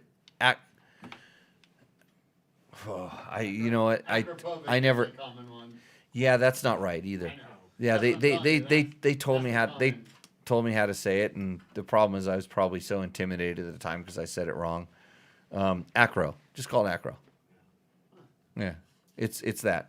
So if you got Rottweiler stuff on it, it has too much power, so you don't need that. It has a tank bag on it, and people say, I've heard that the only reason that I don't like tank bags is because I have sensitive nuts. And hey, you were called the Princess and the Pea. The Princess and the Pea. Yeah. Wouldn't that make it softer because there's something in between the metal gas tank and? No, I've sensed that even anything that's touching them is a nut. It's too much. Yeah. So the problem is like it interferes with my personal space. That's what I like to say. The tank bag interferes with my personal space. And for touring around, I think they're great, especially when the tank bag is like up in my chest area. But when I stand up and it gets into my crotchal region, we start having discussions that I don't like. So did you put a PDS shock on your 1190 like I did on mine, buddy? Endo. Yeah, Endo. Is that even publicly accessible? The PDS shock? Yeah, you just buy one. They're on the 1090s. Oh. That was the biggest problem with my 1190. Actually, two big problems between my 1090 and my 1190. Number one, no PDS shock on the 1190, so it just blew through the stroke and kind of bottomed out a little bit too much. And the other thing is, I don't know how they did it for two bikes that weigh so similar on the scale. I can't believe that my 1090 feels 40 to 50 pounds or maybe 70 pounds lighter most of the time. So easy, accessible snacks. And San Felipe Bob uses a strange name, numbnuts. No, numbnuts. That's I wouldn't have numb nuts. It's the other way around. But okay. And Mitch is replying to Curly, we like to call him. Been on carbs for life, no issues really. I love it when the 1920 TPIs don't run right on the trail. Oh boy, here's a can of worms. Oh, do you really? I love my TPI bikes. I have never, other than the early ones, when I, because I was told to try this, rode more than 2,000 feet in elevation change without shutting the bike off, which is kind of hard to do. Like, it's really hard to find that, to do that. That was the only issue I've ever had with TPI bikes. Stock ones. So I know some people they stall easy on, but I think that's your clutch control. And I know other people like their bikes don't idle. Their bikes don't idle, but I have no idea how that happens because I've tried to simulate that condition on my bike and other people's bike, and I don't have that problem. So I'm not saying that KTM is perfect, but I'm telling you what, for trail riding purposes, and I rode mine around at the King of the Hammers. Mm-hmm. I rode a lot of the rock trails and stuff. I raced King of the Motos 2 years ago, whenever not the last time they had it, but the time before that. That stinking bike made stuff that I used to struggle riding up easy. There was places I was worried about being able to ride up, and it was easy. So, suck it in your TPI, whatever, carb things. I'll take every carburetor and replace it with, if I could. I have a lot of carbureted bikes for sale. So, okay, next. Hey, sure. You know what still has a carburetor? Already did that one. No, you didn't. You did 4 strokes. No, we didn't. Oh, you did 2 strokes? Yeah. Oh, shoot. I want to talk about the controller. The YZ125 and YZ250s have carburetors, so if you want them, you can have it. No, I have one. Yeah. I have 2 of them. They can have, you should get a YZ125. He actually is a YZ250 guy. Hey, for motocross drivers driven to dominate, there's a YZ line of 4-stroke bikes. That's the YZ250 and YZ450. You may or may not be familiar with these bikes. They tend to be leading the Supercross Championship. Yeah. You can try to take the guy out, and he will still come back and win the overall. And he may get wrapped around. And even if you've come off another brand and you hop on the YZ, you're going to end up winning Supercrosses. Yeah. It's been proven. And the reason is, then the only reason is because of the Power Tuner app, which is available to everybody. You can just go on your phone and download it. You don't even have to own the YZ. You can download the Power Tuner app and you can play with it. And you can build maps even if you don't have the bike. But if you get the bike and you build a bitchin' map, you have an awesome YZ. Yeah. And that's not even considering the full factory ride that you can get with the exclusive Monster Energy Yamaha Racing Edition graphics package, which is really kind of a side effect because when you're riding your YZ 4-stroke, you're not looking at it. You're riding it. Everybody else has to look at it. Yep. But if you tune your bike with that exclusive power tuning app, the industry's only free power tuner app, you're going to be heading to Victory Zone. So visit YamahaMotorsports.com today to find your Yamaha YZ. Right, Logan? Yep. How was that read? Pulled it right out of my cranium. Yeah. Yeah. Okay. What's next? Next Rooster Endo. Trey Thompson. Okay. With the 17 KTM 1090. Scott submount. Oh, well, hold on. Here's 1090. This Yeah. thing is 40 to 70 pounds lighter, and it has a PDS shock on it. Yep. Okay, but keep going. Scott submount, Recluse, KTM skid plate, wing pipe, Rottweiler intake. Pretty sure he has a Husaberg 570 because he says if this doesn't make it, the Husaberg 570 is coming out. Oh, so he's holding back with his Husaberg 570. So some context behind that last comment is he submitted a bike 2 weeks ago and didn't get on. Oh, did get on the show. He didn't get on that show. He won last week actually because that bike then appeared on last week's show. But he submitted this thinking that his other bike got passed over. Oh, this is his second submission because he thought his first one didn't get on the show. What was his first one? A 500 EXC that won last week. That won. It was a stock one. It was a really stock one. Yeah. It was really nice. Yeah. This is a nice bike too. This guy knows how to set up his bikes. Yeah.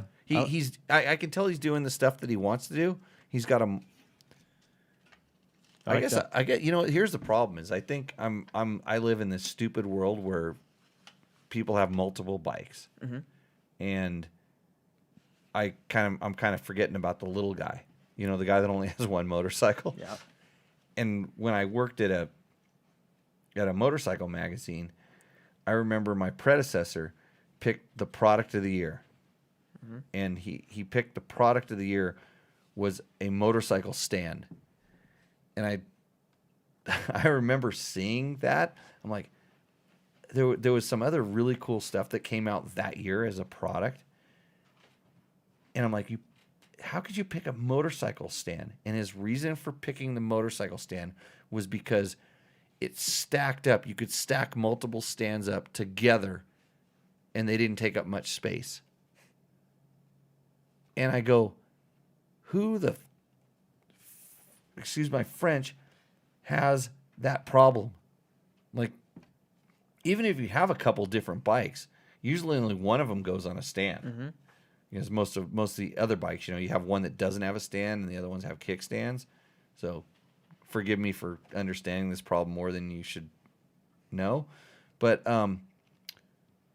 so yeah, you can't pick a motorcycle stand that stacks up together as a product of the year for the regular people, for the peasants. Mm-hmm. You need to have a product that works for everybody. And it's a nice stand, I guess, but stacking together should not be the reason for it winning. So back to how this applies to this guy. He's got a really nice bike. This bike Roost, but you're not going to win tonight. I like the Alcan sticker too. The Alcan, because you're semi-Canadian. No, I'm Alaskan. Yeah, Alaskan, but that's semi-Canadian. Semi-Canadian. That's a northern Canadian. Yeah. There we go. You're northern Canadian. It's a fun highway to drive on. Hey, do you still get money every month from the Alaskan government? No. If I had stayed up in Alaska for another year, I would have started to get that though. Oh, but it's not much. It's only like Oh, it's like maybe it might be up to. I think it's 1,200. It might be up a little bit. A month? No, a year. A Oh. year. Yeah. No. And It depends on how much. A lot of free money. Enough for beer, eh? Enough for beer. Eh? Yeah. It really depends on how well the oil industry does up there too, if I remember right, because it's yeah. Okay. Part of the share. We got any more? That's it. That's it. Who's it. our winner? We Yeah. That's. What's the name? Let me pull up his name again. I forgot already. So did I? I think it's Chris Brummel. Bromel. Yeah. Hey, Chris, congratulations. You're going to get a $100 gift certificate from Takamoto.co. Go there to find out how you can spend it. It's, they will have something that you can utilize for sure. He's got most of the stuff, but I would just suggest upgrading to a more current fuel injected KTM 500, and you'll be super, super happy. But your bike is nice, but I'm jealous of that camping setup. the funny thing is the fact that he managed to skip from where his bike is. If he can skip that whole 2008 to 2011 range of KTM's, he's done a really good job. It's everything that bike has, and then everything gets a little bit better. Don't know how I know that, because I had one of the ones in between, and I had to rebuild it too many times. Okay, questions? You ready for questions, Logan? Mm-hmm. What does Seth want to know? 2022 YZ250FX cold starts instantly, but once it's up to temp, if I kill it with the switch or stall and try to restart the starter, just cranks and cranks. It sometimes backfires, but mostly just doesn't want to start. If I drop it into neutral and hold the clutch about 1/8 open, it seems to start better. What might help the hot starts? New battery, different mapping? So, yeah, both of those things. So, this is a known issue. This is the Yamaha starting on the 4-strokes is a little bit more, I would call it, problematic than other brands and other bikes that I've ridden, especially hot. They start cold, they start right up. But their warm starting is a little bit, and I've asked them about this. So there is something you can do with the mapping, and it's at the 0-0 position on the Power Tuner app, which you can easily go in and change. And I don't have the exact answer because I think it's dependent on where you're at, your altitude, the temperature, and stuff like that. Whether you actually make it richer or leaner. You can that 0-0 you can plus 2 or 3 or minus 2 or 3 on the fuel is what you want to do. Don't mess around with the ignition there.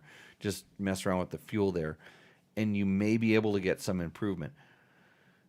I've never been able to get the kind of improvement to make it instantly start back up, and I've asked about this, and so, but you can change it a little bit. So that's the one thing. I've tried a bunch of different batteries as well, higher cranking apps and all that stuff. Did not make a difference. Not any difference at all. The one thing I will say is that Yamaha, the battery that they were coming with when they went to I think they're still lithium batteries. They had a lighter weight battery. Their battery actually has like a, I'll call it a overload circuit or something in it. So if you keep cranking on it, it'll actually quit cranking. So you go to start it like 4 or 5 times, and then all of a sudden it doesn't start until the battery sort of cools itself down a little bit. So sometimes if you like to just keep cranking it, the stock battery isn't the most optimum. But I've learned that probably the best thing to do is to learn how to touch your starter button better. Mm-hmm. I've found that if you push it, you stall it or whatever, you come in a turn and you stall it and you go hit it, and it doesn't start, stop. And then go again, like tap it once, and then push the button again, and then hold it. And it usually starts up. So it's like, it doesn't start, tap it, then do it again. I don't know if it has to do with the way that the sensors take a reading, but this is what I've kind of found in my experience. But the other thing is if your clutch on the Yamaha specifically is like a little bit worn, it's a little bit dragging. Like he said, he can put it in neutral, and he does all. It shouldn't make any difference whether you pull it in a quarter turn or pull a quarter lever or whatever. It shouldn't matter. If it's disengaged, it should be disengaged and free. But if you find that it starts a lot easier when it's in neutral as opposed to when it's in gear, you might notice that your clutch is putting a certain amount of drag. And this works for any bike, that your clutch is putting a certain amount of drag while it's in gear, and that's not allowing the motor to spin it up to the speed that it needs to actually fire. So if you find that going to neutral means it fires as opposed to in gear, you may have some drag or some wear on your clutch that could be, causing some of the issue. Maybe your clutch is not completely disengaging. The fact that you're talking about it moving the lever, what do you say, a quarter inch in? Eighth inch in? Throttle. Hold the throttle an eighth of an inch open. Oh, throttle. I mean, eighth of the way open. Eighth of the way open. Mm-hmm. So if you're that can be making it lean and or rich, So it could be lean because it's open and then air gets through, or it could be rich because it's sensing that it needs to send that much fuel in there. And at that point, I found in the Yamahas, do not touch the throttle. Like when you go to restart it, just actually if you take because I've watched guys do this when they have starting problems. I've watched them and they do the 2-stroke thing where they go like this when they're pushing the button. Like when they're kicking it, they twist the throttle. So that's another good point. Take your hand off the damn throttle. Take your hand when you go to start it. Take your hand off the throttle and grab the throttle housing so you don't twist it, because you're confusing that motor, and they don't like to start like that a lot of times. So there's a couple things, Seth. Hopefully that answers your question. There's go ahead and practice it, stall it on purpose, and try it. This is what I did with test bikes when we had them, because they do not start as good as other bikes, but the only problem that I have is it's a certain amount inconsistent. Like there's not one exact set thing to do that ever, fixed it. So, but you can learn a procedure. Like I said, that the one thing is, if it cranks and it doesn't start, stop, tap it, and then start it, push it again. And they usually start up, but do not touch the throttle when you're doing this. So that's my answer. Sam says, Jimmy, after 150 hours, I'm doing the top end on my 2018 Beta X trainer. Why? The first top end I've ever done. Okay. Well, because you're doing it because you're curious. This is like me cutting into lawnmower engines when I was a kid. That's fun.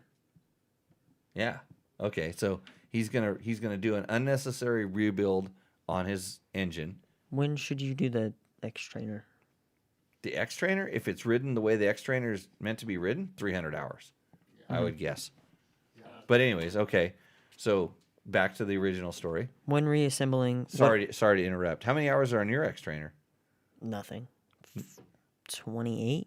Yeah. How many cartwheels? 28. 28 cartwheels. Yeah. That's just about. Okay, so continue. When reassembling, what oil do you recommend using? Car motor oil, assembly lube, 2-stroke premix oil, or something else? Love the show. Reassembling on what? The motor. He's doing a top end? Mm-hmm. I kid you not. I put 2-stroke top ends together dry. If I put a piston in, I put maybe a little 2-stroke oil on the wrist pin on the connecting on the on the rod. Usually they're wet to begin with, and I'll just slide it together. Sometimes, if it feels any way tight, I'll throw assembly lube on it. But if anything, a little bit of 2-stroke oil there, and then I'll put together the 2-stroke top end dry.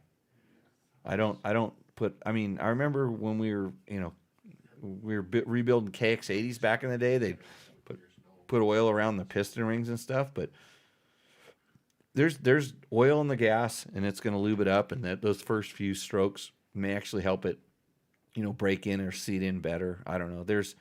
I'm sure there's some place where there's like science where you're going to get the 0.2% more power or whatever.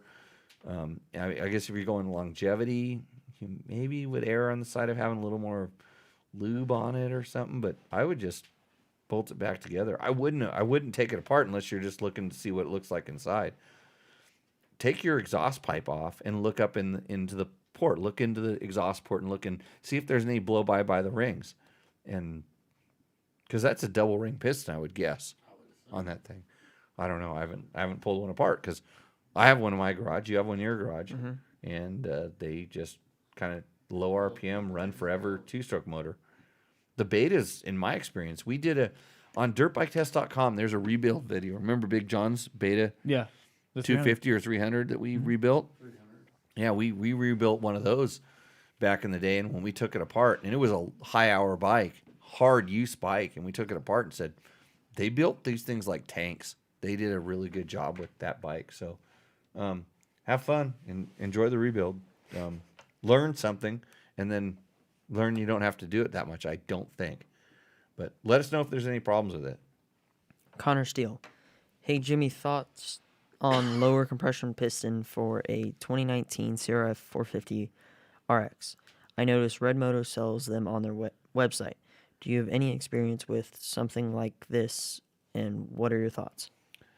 So I don't have any experience with that on that particular bike. I have tried lower compression pistons on 4-strokes before, and I'm trying to think whether they were like, so the RX, I would call that a pretty high performance motor. And my experience came from when we were testing all these different compression ratios on, believe it or not, XR80, XR100 motors, because we were trying to squeeze the most out of it. And I would think that if you're trying to tame the bike down and trying to get it to maybe rev a little bit more, it probably won't make as much torque, which I don't think is a problem. It might make it a little less prone to stalling. But I'm going to tell you that what I know about Red Moto, and then they're enduro focused and they're off-road focused, that if they're offering that, it's probably a good thing. I know that that company has always been taking 450s and turning them into 400s. And that's a really good, that's actually a good thing for most trail riding guys. So if they're offering a lower compression piston and they say, I would guess that would be a good option. And I was supposed to ride some Red Moto bikes, actually one of their 280s or 300s, but that disappeared. The option disappeared. I wasn't around. I don't know what happened, but yeah, I would say go for it. Bill Hall says, other than price, give me the pros and cons about titanium parts and fasteners on your off-road bikes. Bob, this is Mojave Bob over here sitting in the peanut gallery. You used to put a lot of titanium shit and aluminum shit on otherwise really good motorcycles. What was your reasoning for doing this? So I didn't have to go on a diet. So he didn't have to go on a diet. Okay, so you had we're talking about disposable income. Other than price. So it's so you don't have to go on a diet. Is that what the question was? Pros and cons. So the pros and cons. The pros are you don't have to go on a diet, and the cons are the aluminum stuff breaks real easy. The titanium stuff has a service life that's a little bit less overall. No, that's not the case. The bolts will react at different. The titanium is different frequency than the steel bolts, and that some riders might notice different frequency of I'm sitting here going back to my experience with them and stuff like that. I don't know that. Yeah, I can see this. What about like longevity? Like, same as steel, all this stuff like that. They won't corrode like steel, right? They're super expensive. Yeah, I don't. Other than you just get to pay more for stuff. Yeah, go for it, I guess. It really, the bang for the buck on what your buddies think about it is probably a little bit lower because they don't get to see it. And it's not, I I mean, they might see the outside of the bolt, but who's really looking at the bolts on the motorcycles?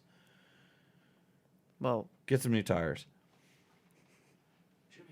Okay. Bob's raising his hand. He's got something. Stuff like this, like titanium bolts. Increase the performance. You'd be better off going to your school. Increasing the. Oh yeah, go to my school. You could spend $1,000 with me as opposed to those titanium bolts, and then everybody will notice how much faster you are, and you don't have to stand around and profile your bike based on its bolts. Mm-hmm. It's kind of like it's kind of like wondering what's. Well, I'm not going to go there. Also, we'll have a big announcement next week. Big announcement next week about schools, riding schools. Yeah. Should you lower your bike? Video. George Wellrider says, yeah, all good, but if the rider is real lightweight like my wife, they'll never get the correct sag with stock springs. And they're short, 5'1", as she is. That's when the only fix is lower bike with softer springs. Everything he said is correct. Mm-hmm. Yeah, I can't dispute anything that he said. The problem is that we don't have like I'll call it a mid-size motorcycle. We have mini bikes, then we have full-size bikes, and there's very few mid-size. But the X Trainer is an example of this. The KTM Freerider is an example of this. There are some kind of hybrid-ish sort of stuff, but exactly what he said. When you can't go to the soft enough, they don't make a soft enough spring rate, and if they do, it sacks the whole suspension out. So there is this kind of conundrum, but it does affect the handling of the bike. So that's the downfall. I haven't ridden a lowered bike that handled, we'll call it, properly or adequately, and so I feel for the smaller riders that don't get to ride a really good handling motorcycle. And if it was left to me, I would be the guy that would try to figure out how to, we'll call it, stiffen up a smaller motorcycle or adapt a smaller motorcycle as opposed to try to drag a bigger motorcycle to fit the person. Soilsman ADV says Beta has engineered a 2-inch and a 1-inch lowering kit for their bikes. It has made a ton easier for me to learn riding techniques for single track. I don't jump a lot, so I don't mind only having 9.8 inches of travel instead of 11.8. It hasn't changed any of the handling characters of the bike. I started on a 1976 XL 80, and I don't think it had 3 inches of suspension, and that didn't keep me off of the woods and riding. I think internally lowering a bike is the only way to do it. Okay, so his XL80 had 5 inches of suspension. I know this because I've broken a couple of them in half and torn the foot pegs off the bottom of the cases. So I'm speaking of experience there. And the fact that he didn't feel the effect of the handling is because he doesn't know the difference. It's just like you don't have that experience, and so there's something we say: if you don't know, you don't know. If you don't know, you just don't know, right? It's something you don't have experience with, so you just have to kind of. Well, you can either learn by trying these things, and once you've lowered your bike, go and ride a normal size bike and see if you notice a difference. And some people may appreciate the characteristics that lowering the bike presents. They make them more stable. They feel a little bit more heavy. Heavy and stable seem to have a thing together, but they don't turn on their wheels like they're supposed to, and they tend to handle slow. And that's good for a novice, but as you start progressing, and the other thing, and you'll agree with me on this, like the reason people lower the bikes is why? They want their feet on the ground. How many feet? Both. Is there something wrong with this? Mm-hmm. Because we always say if your feet come out and you're trying to touch the ground, you're crashing. Both feet. Like if both feet come off the foot pegs, you're preparing to crash. People say, I want to put my feet on the ground. Well, put one foot down. Because if you're in balance or you at least know which side you're leaning to, you can put a single foot down. And even if the bike is tall for you, you can move your butt off to the side of the seat and still get that foot down. On most of my bikes that I ride under we'll call it non-extreme enduro conditions, I cannot come close to touching the ground. I have a 30-inch inseam maybe on a good day. That's when my balls aren't super big and they're like raising me up off the seat, because evidently I have big huevos. So you're trying to, the thing is, when you put your feet out and you want to touch the ground, we don't ride our motorcycles like this. 99.9% of the times you're not riding with your feet on the ground. Of course, I know when you stop, you want to put, quote, your feet down, but you should just put a foot down. And so this whole lowering thing, and then, and I see where they chop the seats too. So there's all these different things. You're lowering the suspension by the suspension, which is probably the better way to do it, because at least it leaves the integrity of the foot peg to the seat top together. But once you start cutting the seat and you start scrunching up the rider, your legs fold down closer, and then all of a sudden it's hard to go from a sitting to standing position. And when you're riding, you're constantly transitioning between those two things. So there's a lot more there to it. I wish they would design we need a bike for bigger dudes. We need a bigger chassis, like mountain bikes. Think about it. They come in small, medium, and large. Agreed. And it's just, we don't have it's expensive to do. You think about it, it's not that easy just to stretch out a frame, because in order to make that frame work, you think about it, the motor, let's just say we keep the motor in the same spot and we start stretching the frame out. It's like, well, then all of a sudden the plastic doesn't fit where the radiators need to be, and the seat, isn't connected to the, it's not sealing up the airbox or whatever. It doesn't just stretch so easily. There's so much more stuff than on a mountain bike, where they only have to thinking about keeping the crank center where it's at, and there's not a lot of other integral parts to the motorcycle that are connected. So, okay. Husky Holler says, my suspension guy says the geometry is wrong on the 2018 Husqvarna FE compared to the FX/FC.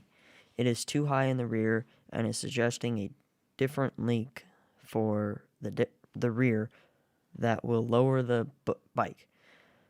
I looked it up, and the seat height on the FE is 10 millimeters taller than the FX. Also, the FE forks are shorter than the FX/FC. I dropped the forks in the triple clamps. It seems to help the bike from pushing in deep sand. Or is this because of the air forks on the FX/FC models? What do you think, TIA? TIA. I know that means something. What does TIA mean? Thanks in advance. Thanks in advance. There we go. Really, you're thanking me in advance for what I'm going to say. So, 2018 Husky. I'm sure I've ridden him. And the fact that this is awesome. So he actually, instead of just buying in and saying, okay, great, he actually went and lowered his fork. So he tried to raise the front end of the bike up. And this is the proper technique. The things with the Huskies is they're all on the linkage. It's all linkage bikes. So it's not like KTM where you're going between XC and XCW or EXC, which is you're going from a linkage to a PDS. So I'm kind of thinking back to why they would, why there'd be 10 millimeters in seat height, and where they measure the seat height is kind of in the center of the bike. So that's I don't think that's indicative of the front end being lower or higher. Maybe that's just the characteristic they wanted to provide the bike with. But did he say how much he lowered he said it's 10 millimeters taller, but he doesn't talk about how much he lowered the forks in the clamp. Because I don't know that the balance of the bike would be that much It is kind of different. Weird, they put the linkage rear, but they put the KTM front end. They put the Explorer fork. Yeah. And but it had the linkage rear, which does have more travel. yeah, So I don't, So it's kind of unless I was actually able to ride them back to back, and the fact that he wants to just straight away go to a different linkage was, maybe he's tested that and had some really good success with it. That might be an option, but it'd be interesting to find out what the main reasoning was to say that. It's kind of like if you're happy with the way your bike works, but then you read all of a sudden like this thing doesn't do this, and then all of a sudden it does it. Well, at least now you're aware of it, and then there's some changes that could be made. And so if you go and change the kind of like sliding the forks down and say, hey, maybe if my front end we're riding a little bit higher or my back end we're a little bit lower, that'd be a good thing to try. Sounds like at least there's some logic behind what he's talking about. So at least and if it improved the mod that you made improved it, then you're going in the right direction. So yeah. Sarah 24 UTI. What about for extreme enduro? Longtime trials riders starting to ride dirt bikes, and the seat height is ridiculous for things I usually do easy. Pivot turns, etc. I am 5'6". Well, you're coming from a bike that does not have a seat and is shaped like a V. In other words, there's nothing that's stopping you from getting your foot on the ground as far as the chassis is designed, trials bike to enduro bike. So, in coming from trials, you understand the maneuverability of the bike and stuff like this. So you think about it, it's kind of a question of like what you're actually doing with the motorcycle, like how, for certain situations, the trials bike is a better ride. And for certain things that the enduro bike is a better bike to ride, and how much you're kind of crossing between that. And you're just going to come to the point where like, I'm taking this motorcycle that does this and I want it to do more of this, then you're going to have to modify it or adjust it. So I think, when it goes to lowering, and especially coming from a trials background, you're coming with a bike that has a much shorter wheelbase, is a lot lighter, and that lowering your enduro bike is going to make it feel heavier and longer.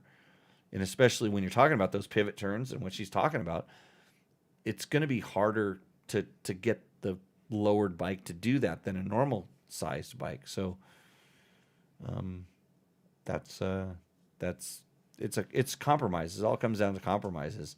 And I don't know that there's a simple solution to fixing it. So SS. Big exception with the Extreme Enduro. I used a trials bike most of these sections around here. Now I have a lowered full size. That's maybe the only big adventure. Just stopping and going is irrelevant on bike size. Do the smallest lowering possible to get comfortable and just get used to it. So he's saying that he's happy with his lowering, but he only did the minimal. He didn't lower it a ton. He just lowered it the amount that made him comfortable. Yes. Yeah, and that's what you want to do.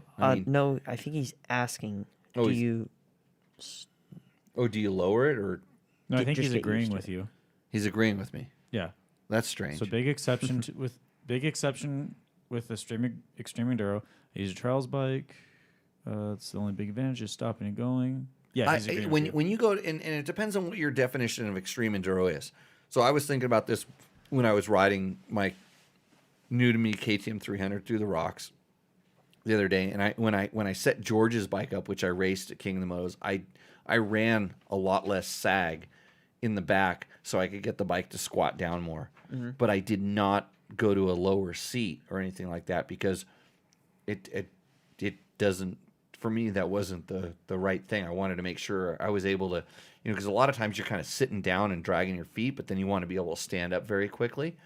And having a seat where I was going to fall down more into it was an issue. But I did run quite a bit less sag. In other words, I sacrificed something on my ride height to get the seat lower, especially, Not so much when I was where I was supposed to be, but when I'm in the back of the seat, kind of dragging my feet like rudders, which is a whole crazy ass technique that isn't a proper riding technique. But if you're doing this and you're doing it properly, it doesn't make sense to normal riding, but you have to be at a pretty high level. Not to say that I am. I just copy what I see the extreme riders doing on all those videos. You watch the videos. I watched all that, the super enduros. So I'm practicing all the stuff those guys are doing. Yeah.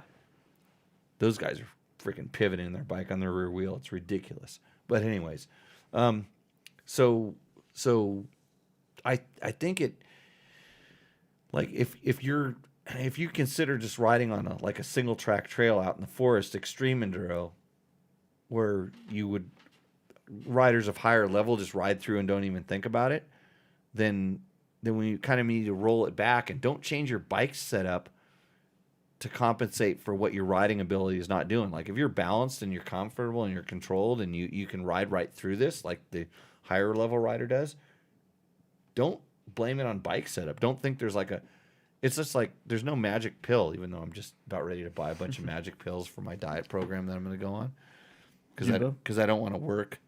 I was thinking about it. It's a lot better just to buy the pill as opposed to actually start training, running, and doing my sit-ups and push-ups like I'm supposed to. So that's what happens when we start talking about certain bike modifications, and you can just work on yourself, and then all the bikes work. So I should probably take my own advice. I think that's the last question. Yeah, it's the last question. Yeah. Did we put everybody sleep, Logan? I checked, and there were 66 seers. Now there's 43 viewers. So we killed everybody off. So all your girlfriends left the chat because they're getting ready, waiting for you to come over afterwards. Like your 20 girlfriends that left the chat because they know that the show's over usually at 9, and they're expecting you to show up. I know how it works, Logan. I was like you one day. So Logan, where are you at? Are you coming by later? Okay, everybody. Hey, with that, I want to thank all of our sponsors. I'd like to thank Yamaha, Moto, Scott Sports, Climb, DDC, Trail Tech, and of course, start thinking about going out to Adelanto Grand Prix. I may show up, or Logan's going to show up. You can visit Logan. Logan's going to have his own booth out there, where he's going to sign autographs at the Adelanto Grand Prix. So we know that's going to bring him hundreds of more entries like they're expecting from this show. So thanks a lot. I don't think we had any questions that we missed on the chat, did we? I think we're good. It was just a bunch of people giving me crap. If you're wondering how to watch this show, live every Tuesday night on YouTube, on Facebook, a couple other places. You can especially share this. If we answered a question or we talked about something that you think other people should know, share this thing. This is how we're kind of growing a little bit, and I enjoy that we're talking about things like boobless and tequila and all the other stuff.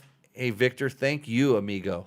Victor's our Mexican representative, even though he's living here in the States, evidently illegally, but it's all good. Anything else we need to wrap up?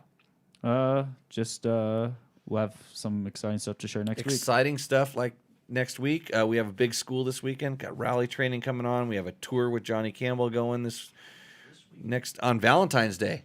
There's nothing better to do on Valentine's Day than go ride your dirt bikes with Johnny Campbell, and because if you had a really good Valentine, she would want you to be doing that. But sold out. Guess what? So you can't go. Okay. I think that's it. Logan, what do you say? See you out on the trail. Cheers.